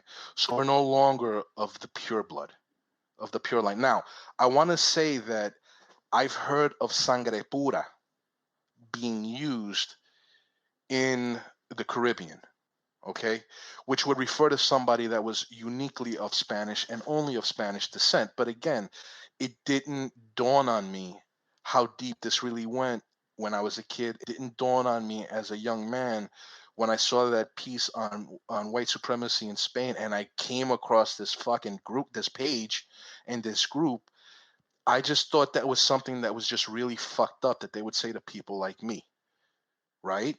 Well, it Yeah. turns out that through the information that I gave you, there's a very long history of this. Yeah. Of course. Okay. There's a very long history of this in Spanish history. And again, I'm not going to give lujo de detalle. The people who I felt needed to know, I sent the information to, but Yeah. I'm not going to go ahead and break it down because I've noticed that in this YouTube thing, you could come back at people with receipts, but if they're so self-radicalized and so fanatical, Oh yeah, you're that not doesn't gonna. matter. That doesn't matter. It doesn't matter to That them. doesn't matter. So Which goes to my next question, and he's gonna be the final thing. And we'll start wrapping it up. Um, these certain individuals that you have encountered here on YouTube, regardless how much information you want to give them, they will still say nope, nope, nope, nope, nope, nope, yeah, nope, nope, nope. So, for example, Rancho, I know you and him had a back and forth. Antonio Batista, and Dominican Renaissance, right? Again, right. not trying to talk bad about these people, but I want to just hear your thoughts on them and their ideology because I'm going to be 100% real with you. Rancho likes to come off as the intellectual, which he's not, and he believes deep down in the core the same thing that Antonio Batista and Dominican Renaissance believes. Uh, I only got into it with Rancho during that one live a couple of months ago on Tina's live. And shout out to Villa Bella by Xtina. Um, Don't be promoting other people on my channel. Get out. No, let me stop. Let me stop. Let me stop. No, shout out to her. Shout out to her. shout out to her. I got into it with him because of his ideology is very similar to Falangismo. Explain what that is. Explain what that is. So Falangismo is a very right wing Spanish ideology that has its roots in the 1930s, and it became dictator Francisco Franco's. Um, it was one of the ideologies that he used to form what was called Nacional Catolicismo, national Catholicism. Okay. Okay. So Falangistas, I've actually been approached by them. Falangistas believe in not only preserving the dictatorship of Franco as something memorable and something positive for Spain, they also believe that they also want to bring back the glory of the Spanish Empire. So the interesting thing about los falangistas is if you listen to the people that head that political party, a lot of them actually speak very favorably of Latin Americans Yeah. because they say that they want to promote a relationship with Latin America. Now, in Latin America, there has been different types of Falangist parties or Partido Falangistas that have come and gone. So the ideology is not exactly foreign to Latin America. Now, again, if you look at the followers, though, they do display a racist attitude from time to time, or they might not be very accepting of people who have gone a lot of racial admixture. Yeah. I've noticed that with them, they like to look a lot at the person that's trying to give them support. Or I'm talking about the base. I'm not talking about the leaders of the party Yeah. or the leaders of. I'm talking about people in the base. They sometimes will act a little differently from what I've seen. If you look a little too brown or if you look a little too Latino, so to speak. Yeah. So his talking points reminded me of the whole Hispanidad because they're very big with that. The Phalangists are very big with like celebrating Columbus Day, Columbus's legacy, Yeah. promoting and protecting that. Yeah. You understand the whole Antonio's the thing. same way. Yeah. Well, with him, that guy, he's on some other bullshit, but that's neither here nor there. So, Yeah. Yeah. So Rancho is but on the Falangista stuff. that's what, yeah. And also, one of the things that he said that actually kind of sealed it for me. And I'm not attacking him as a person. I'm attacking the ideology as I understand it, or not even attack. I'm just pointing it out. Is that he seems to be also believe in that whole masonry thing, Yeah, that masonry, Jewish, you know, conspiracies. yeah, conspiracy things because he calls it jam, Judaic, masonry, all these little, syllable words and stuff. That Yeah, all of that, he he all of he, that, he does that. It's a conspiracy theory, though. all of that is very characteristic of Falangismo. So Really? the all of that, yes, they promote anti-masonry. They promote Catholicism as a national religion. So it's Uh, not like he's more like a white supremacist type of thing. See, that's the thing.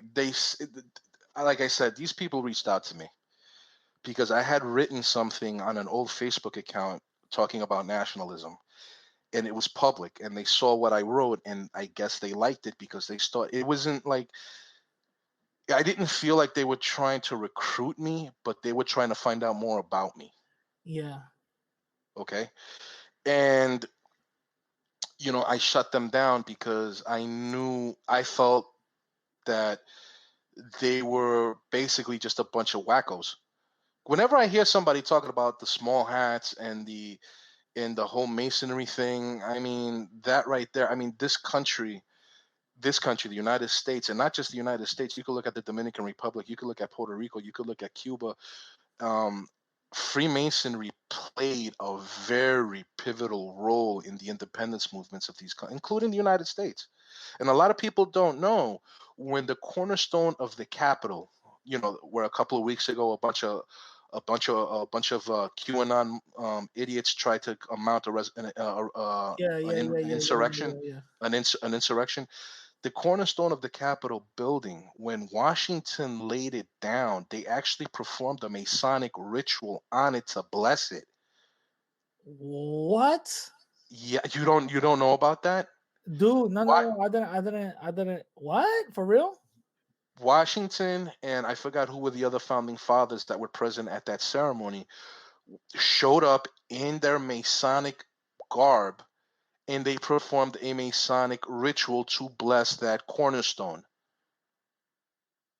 This country's history, this country was forged by Freemasonry as well. In the Dominican Republic, Juan Pablo Duarte, Francisco de Rosario Sánchez, Ramón Matías Mella, Gregorio Luperón, moving forward to Juan Bosch, a lot of our great patriarchs in the Dominican Republic, La Trinitaria, almost every single one of them were Masons, and I'll show you the receipt on where I get this information. If you follow La Gran Logia de la República Dominicana, you're gonna see all the stuff that they post about Duarte being a Mason, about Luperon being a Mason, about Sanchez being a Mason, Really? about yeah. Okay, so don't nobody, if you're gonna proclaim to be a nationalist, which I'm gonna be honest with you, a lot of these people that talk about being I'm just gonna put it out right now. Whenever you base your nationalism on hatred, on making out a other group of people as seeming inferior, your nationalism is no longer nationalism, it's hatred, it's fascism. People don't know what fascism is. Fascism is when you're taking a nationalist doctrine, and now you're starting to introduce an ethno-religious component to it. So that's when you start seeing these theories on racial purity, on religious purity. So now it's no longer nationalism. What is nationalism? Nationalism is a person who defends the interest of his nation. Now, that doesn't mean that you have to go hate another group of people. That doesn't mean that you have to promote a supremacy of your people in relation to another group of people. Has nothing to do with it. So all these people that come back and they say, "Well, I'm a nationalist," and they start with the talking points about how they want to cling on to white supremacy, or what it seems like white supremacy. They're fascists. It's fascism. Now, some people could turn around and they can say, "Well, I don't care that I'm a fascist then." Well, then fuck you, but call yourself a fascist and stop using the word nationalism. Because there's right wing nationalism, there's left wing nationalism. If you want an example of that, look at Sinn Féin in Ireland. Sinn Féin in Ireland is a nationalist party, but Yeah. it's to the left. You understand what I'm saying? Yeah. Yeah. Yeah. So Yeah. getting back to what we were discussing with the falangismo, anti-masonry, the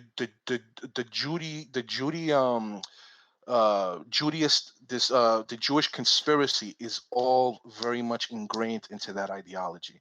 Now, with the individual that you mentioned, I only got into it with him once. I didn't realize that you and him had a history before my intervention on that live stream. But I came into it and I said what I said because I thought that what he was saying was basically directly lifted from the Falangista mindset, from the Falangista ideology. And I just gave you the reasons as to why. Anti-Masonry, Judaic conspiracy, Hispanidad. Yeah. These are all Those are all components of talking points. Falangist. These are all their talking points. Yeah, because like me and him don't really have a history whatsoever. It was something that I said on on Twitter that got him riled up, that made me going back and forth with him, and it just spilled over on that live stream. Yeah, I'm just gonna put out a disclaimer right now. I don't listen to him. All the people that you mentioned, I don't listen to their material. Yeah. I'm not subscribed to their Yeah, channel. no, people send me things about them and stuff, you know. Again, it just, and it's so funny how some of these people, they latch on to everything that I say, because what really got him mad is the same thing that got almost everybody mad. And I didn't go viral, I just went viral amongst their group, you know. It's because a Spaniard got assaulted in in the train station or whatever the case is, right, in Miami. And somebody, That's you know, how I promote Black and Latin unity. Um, they presented me this article and they were like, what are your thoughts on that? Right? So I look at it and I'm like, she's a Spaniard that has nothing to do with us. I That don't remember. ticked them off. What do you mean that has nothing to do with us? Da da da. I'm like, she's a Spaniard, bro. What the fuck does that have to do with us? Well, And and here. and it went off from there. Well, here's the thing, and I'm not familiar with that piece of news, and I that's something that if I should have seen, I didn't see. I don't remember hearing or reading about a Spaniard that got assaulted in a train station. I read the news frequently, multiple times a day. So, where did this happen? In Miami. Okay. It was actually it wasn't labeled Spaniard. It was labeled woman got assaulted by black men. Colombian woman got Oh, assaulted yeah, by yeah, men in the train. yeah. More detail, I mean, the more research you do, you end up finding out that she migrated from Spain when she was like what 4 or 6 or something like that But to she's Colombian. to Colombia. Okay, And because what I read it as a Colombian woman. They didn't say nothing about Spain. well, Okay, that's what I'm saying. So I did the research and I found out that she's actually 100% Spaniard. She just okay. she migrated to Colombia, and then from Colombia, further on, she went to Miami or whatever the case is. So I said she's a Spaniard, got nothing to do with us. I wouldn't say it's got nothing to do with us. I would just say you're cherry picking something. Oh no, of course they are. Because this is what you're cherry picking an incident where where you want to make race um where you want to make it about race. No, of I course, mean, and that's the I, thing. I they try to make it about something with me. I flip it into something else that I could care less about, and they go bananas. well, look, I'm gonna put it to you like, look, not every person, regardless of color, is a good person. So not every person that belongs to a certain racial category is a good person or a bad person. Not everybody. I mean, unfortunately, Miami, for people that don't know, shit gets really hairy in Miami. You got people from a certain category attacking each other and killing each other. Happens all the time. Nobody wants it. They're not. Are they going to talk about that? You understand? If I a don't think so. if a Yeah, of Puerto course. if a Puerto in Puerto Rico, who you know? Do you understand the level of violence that exists in Puerto Rico? No, I know, I know. You understand? Do you know? And here in this country, people, Latinos will kill Latinos, white people will kill white people, black people will kill black people. Oh, but if something happens in between the races, all of a sudden, now race is pushed in the forefront. Now, I am going to Yeah. say that now, do we know that this person, the black guy, purposely went Oh and no, he was assault? no no no no. He was out of his own mind before Yeah, because that's what I read. I before read yeah that this, yeah yeah before this he assaulted her. He assaulted 3 other people before that. right, Randomly.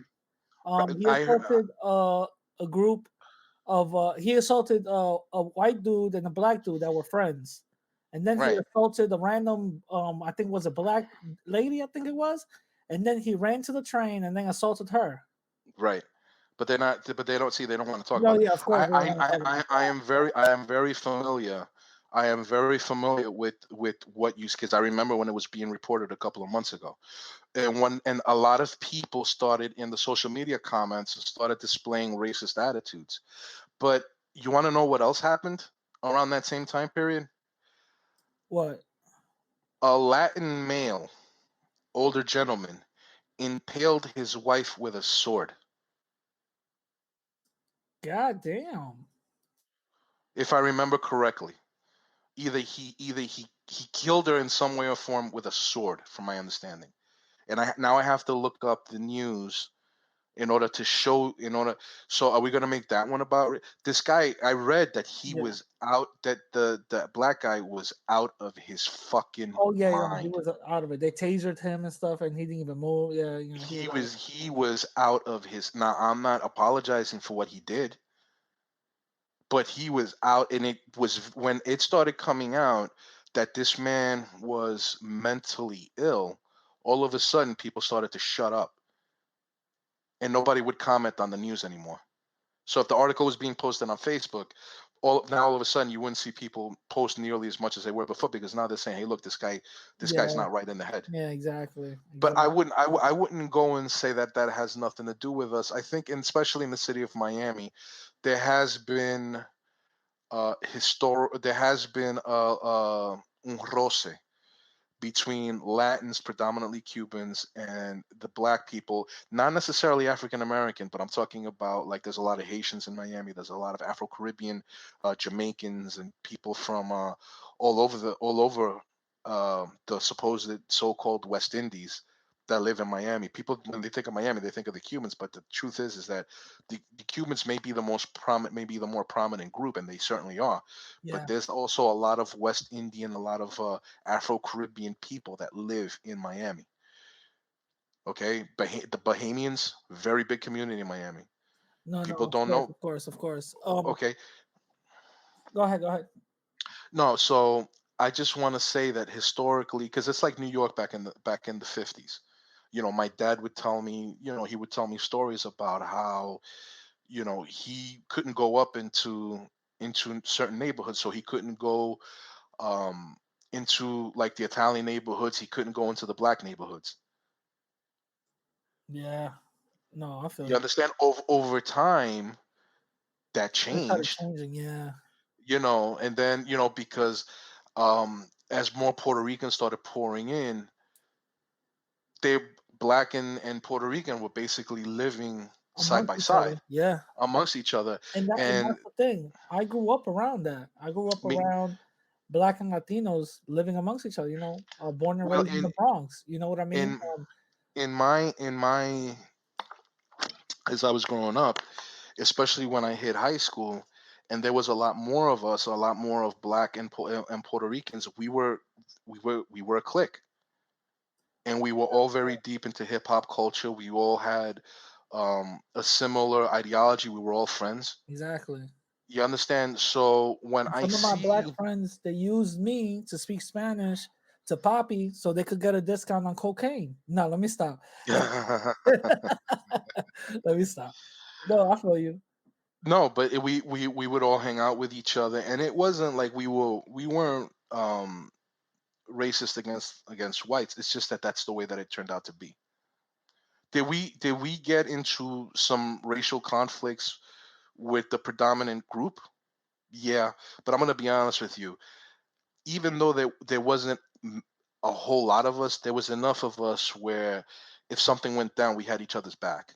Facts. And that's the thing. I think So we're kind of missing that today. because you know what it is, because in social media is giving a voice to a lot of people who really don't deserve to have a voice. Let me put it to you this way: social media gives voices to people who don't deserve to be heard, right? So when you got maladjusted individuals, okay, who have a habit of twisting and turning um, history and facts to fit their own personal narrative, and then they start bullshitting you, they start gaslighting you, excuse me, they start bullshitting and gaslighting you, all of a sudden it becomes very easy to manipulate other maladjusted individuals who will not take it upon themselves to even do the necessary research to validate what they're saying. That's true. we we see this all the time, where somebody might make a meme of something that's completely made up, and they'll post that meme to Facebook or to Twitter or to Instagram, and all of a sudden within a day you find out that it's gone viral, and all that meme is doing is promulgating something that somebody made up. Yeah. But because Yeah. nobody questions, and this is a fucking meme, so because nobody even questions what they're reading anymore or what they're seeing and what they're reposting.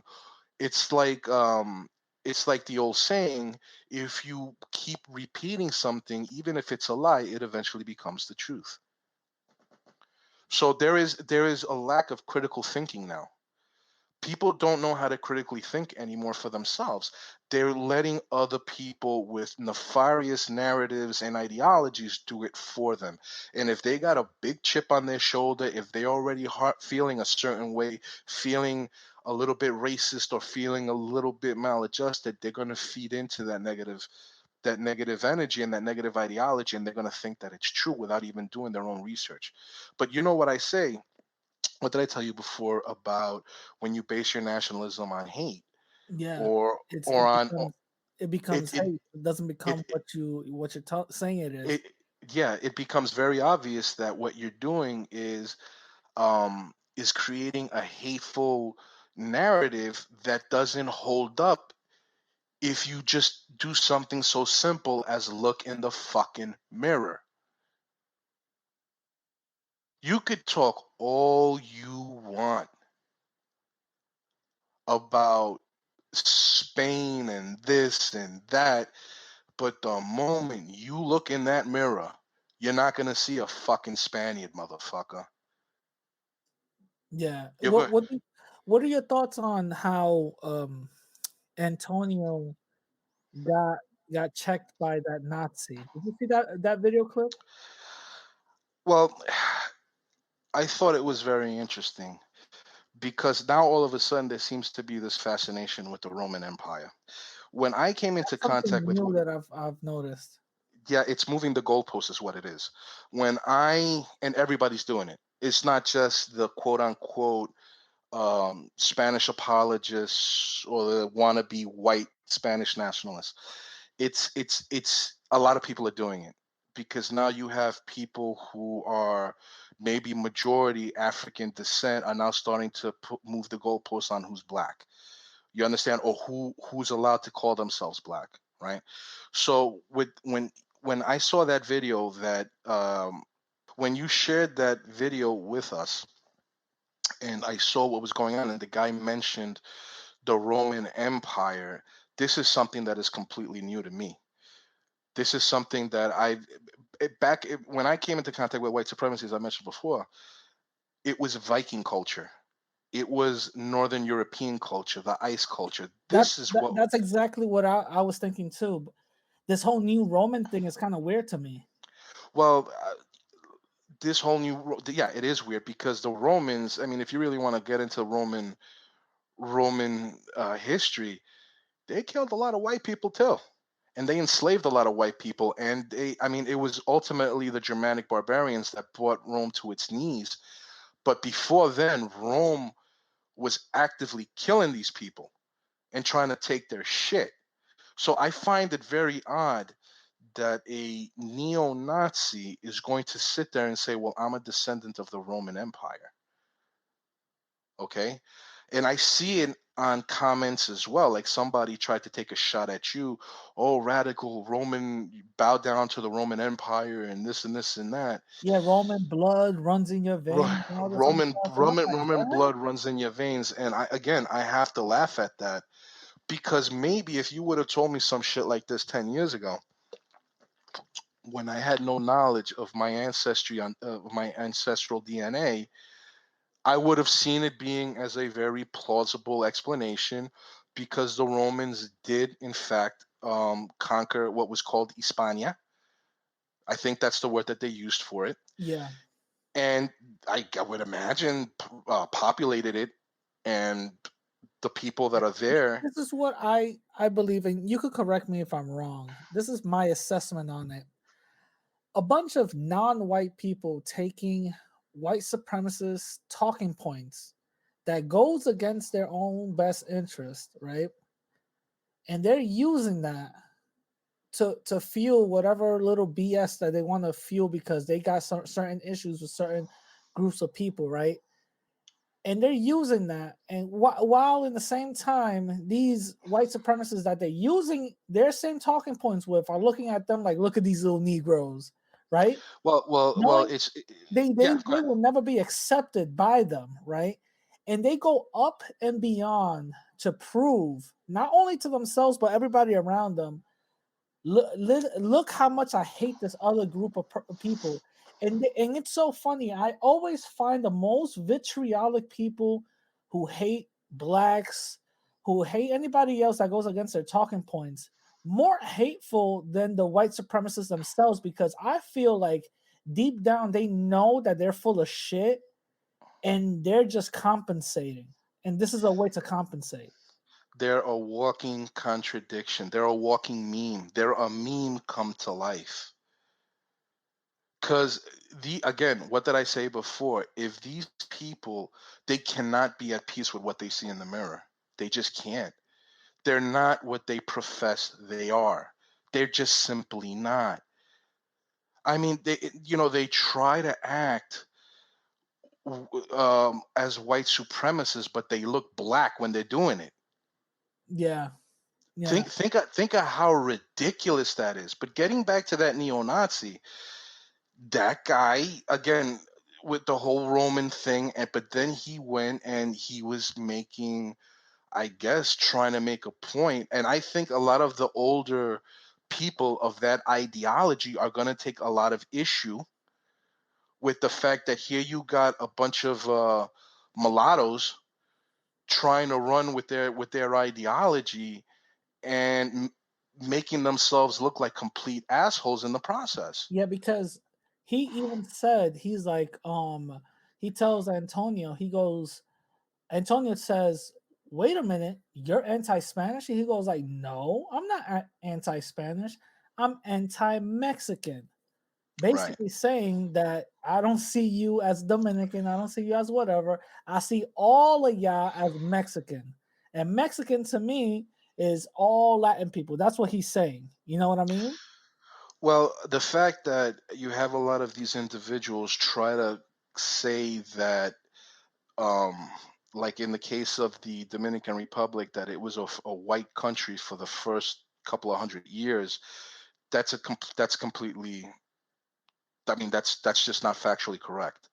I mean, the Dominican Republic will become the Dominican Republic was the first colony to actually receive enslaved ancestors from the African continent. In fact, even before that, it received what was the Los Negros Ladinos. Now, Ladino has a double meaning. Ladino is the mix between Spanish and Hebrew that the Sephardic Jews speak. But Ladino also has a meaning of Christianized, Hispanicized Africans that were born in Spain. And the very first Africans to actually step on what would become the Dominican Republic were negros ladinos. So there has been black people walking on what would be Dominican soil since its so-called discovery. And that's going to anger a lot of people, but that is factually correct. The first major, not the first revolt, but the first major slave revolt where our African ancestors revolted against Don't Spanish. say that too loud. The Dominican No, I'm ancestors gonna are say it mad. loud, and I'm gonna say it loud. I'm gonna say it loud, and I'm gonna say it proudly because that should be a point of pride for My man every might get single mad at Dominican. you. My man, he's Fuck gonna him. be like, "You're not Dominican." Nah, no. He that if you're talking about the person I'm thinking of, or the person who espoused that ideology, again, look in the fucking mirror, because you're trying to act a certain way, but you look really black when you're doing it. Yeah, So getting back to the first major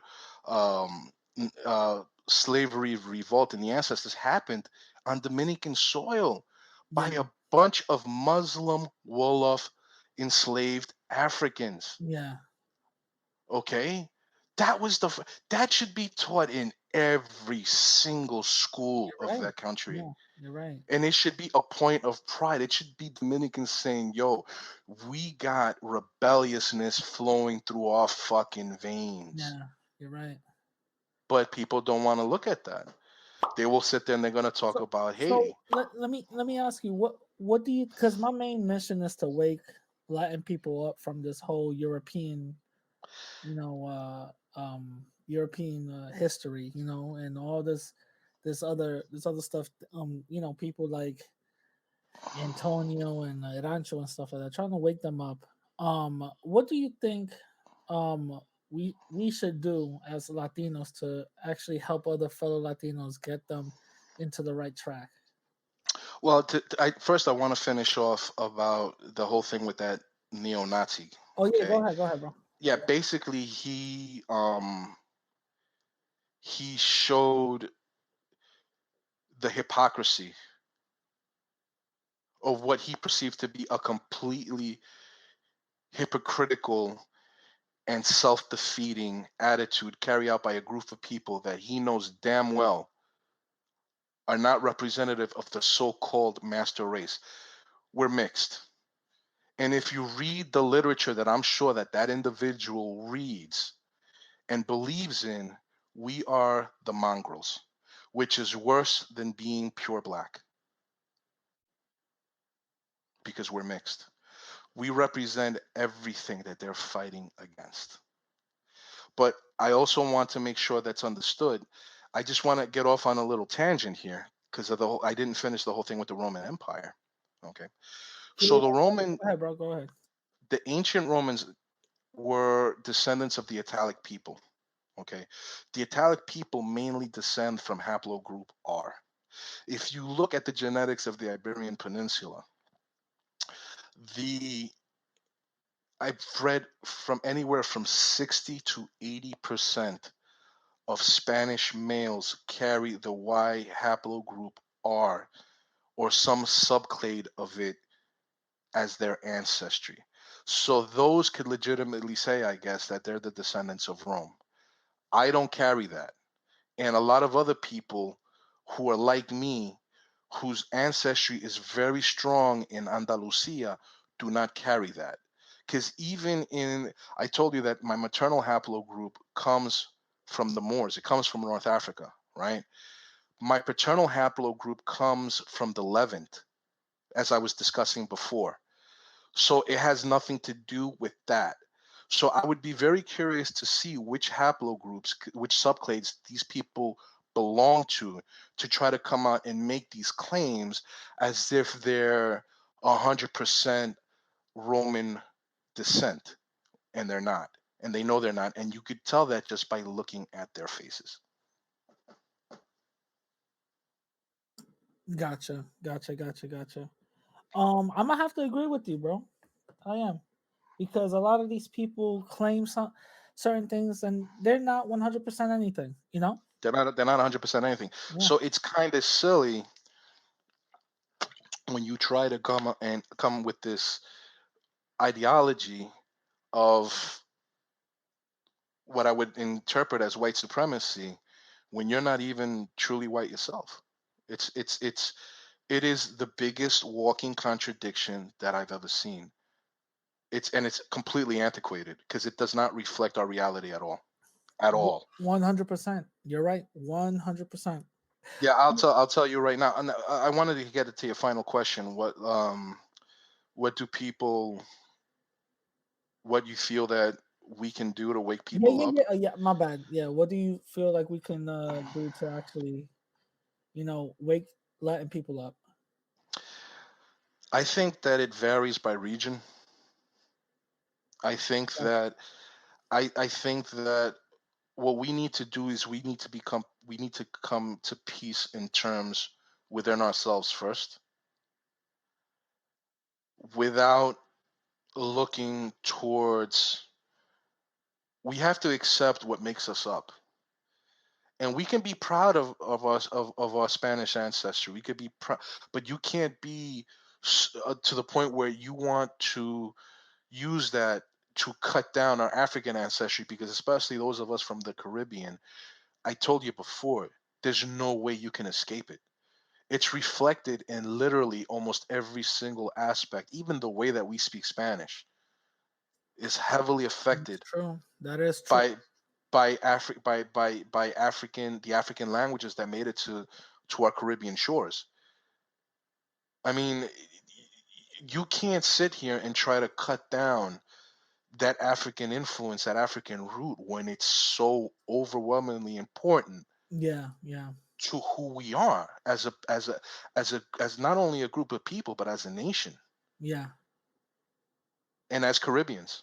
yeah. Because there is no Caribbeans without the Afro. That's true. That is Okay, true. so I would say that people really need to start to understand that this can't be construed as an us versus them type of mentality. Yeah, There's nothing to justify it. So you're gonna be particularly nasty and dismissive of a certain group of people to bow down and kneel to another group of people who you think are like the greatest thing on fucking planet Earth. No, no, think about it, because they like to use the word cuck, right? yeah, So you're gonna sit there and you're gonna completely dismiss a huge part of not only our cultural reality but our racial reality as well. So you can go and you could kneel before a group of people who are going to most likely be extremely racist to you. And I'm not saying all of them. I'm yeah, saying that vocal minority that they're trying to appeal to. yeah, If you understand what I'm saying, or do I yeah. need to No, be I a little feel clearer you. than that? I feel you. Because if you could just, oh, Spanish, the Spanish people, oh, Spanish culture is so beautiful. Yeah, but they're not even, they want to take it farther. They want to appeal to a subset counterculture within Spanish society that is completely trash.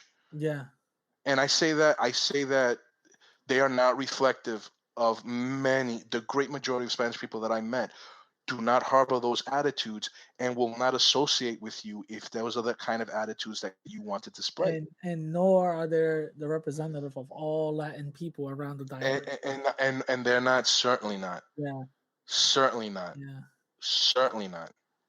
yeah. But listen, thank you very much. Um, uh, we're gonna start wrapping it up now. Do you want to give your final thoughts? I just want to I want to thank you for inviting me. It means a lot.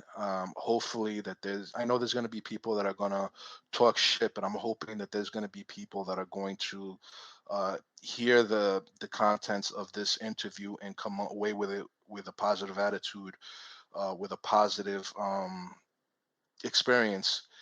And a big shout out to my Boricuas, a big shout out to my Quiqueyanos. I have nothing but love for those two countries. And if I ever accomplish anything in life that's so great where people would actually talk about me, I know for a fact that they're not going to be able to start with me until they mention those two countries first. The Yeah. love that I have for Puerto Rico and the Dominican Republic goes beyond words. And I am blessed with being born in this life carrying those two flags in my heart.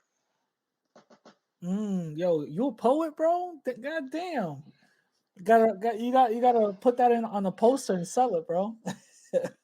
Bro, if you want to see poetry, if you want to see poetry, um, for real, if you want to see moving poetry, if you want to see the art of poetry, spend a couple of nights in Puerto Rico, spend a couple of nights in the Dominican Republic, Yeah. and you're gonna see some beautiful things, man.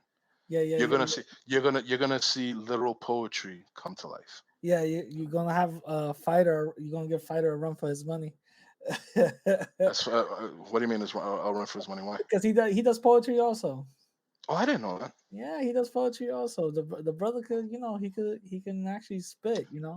Fighter's a good dude, man. Fighter, Yeah, shout out to fighter, and I man. and a shout out to Fighter for always being welcoming to me on his live streams. Yeah, no You doubt. know, a shout out to Fighter because that's very very kind of him to give me that sort of respect. Yeah, and that's the last time you're gonna be, promoting somebody else on my channel. All right. No, let me let me stop. Let me stop.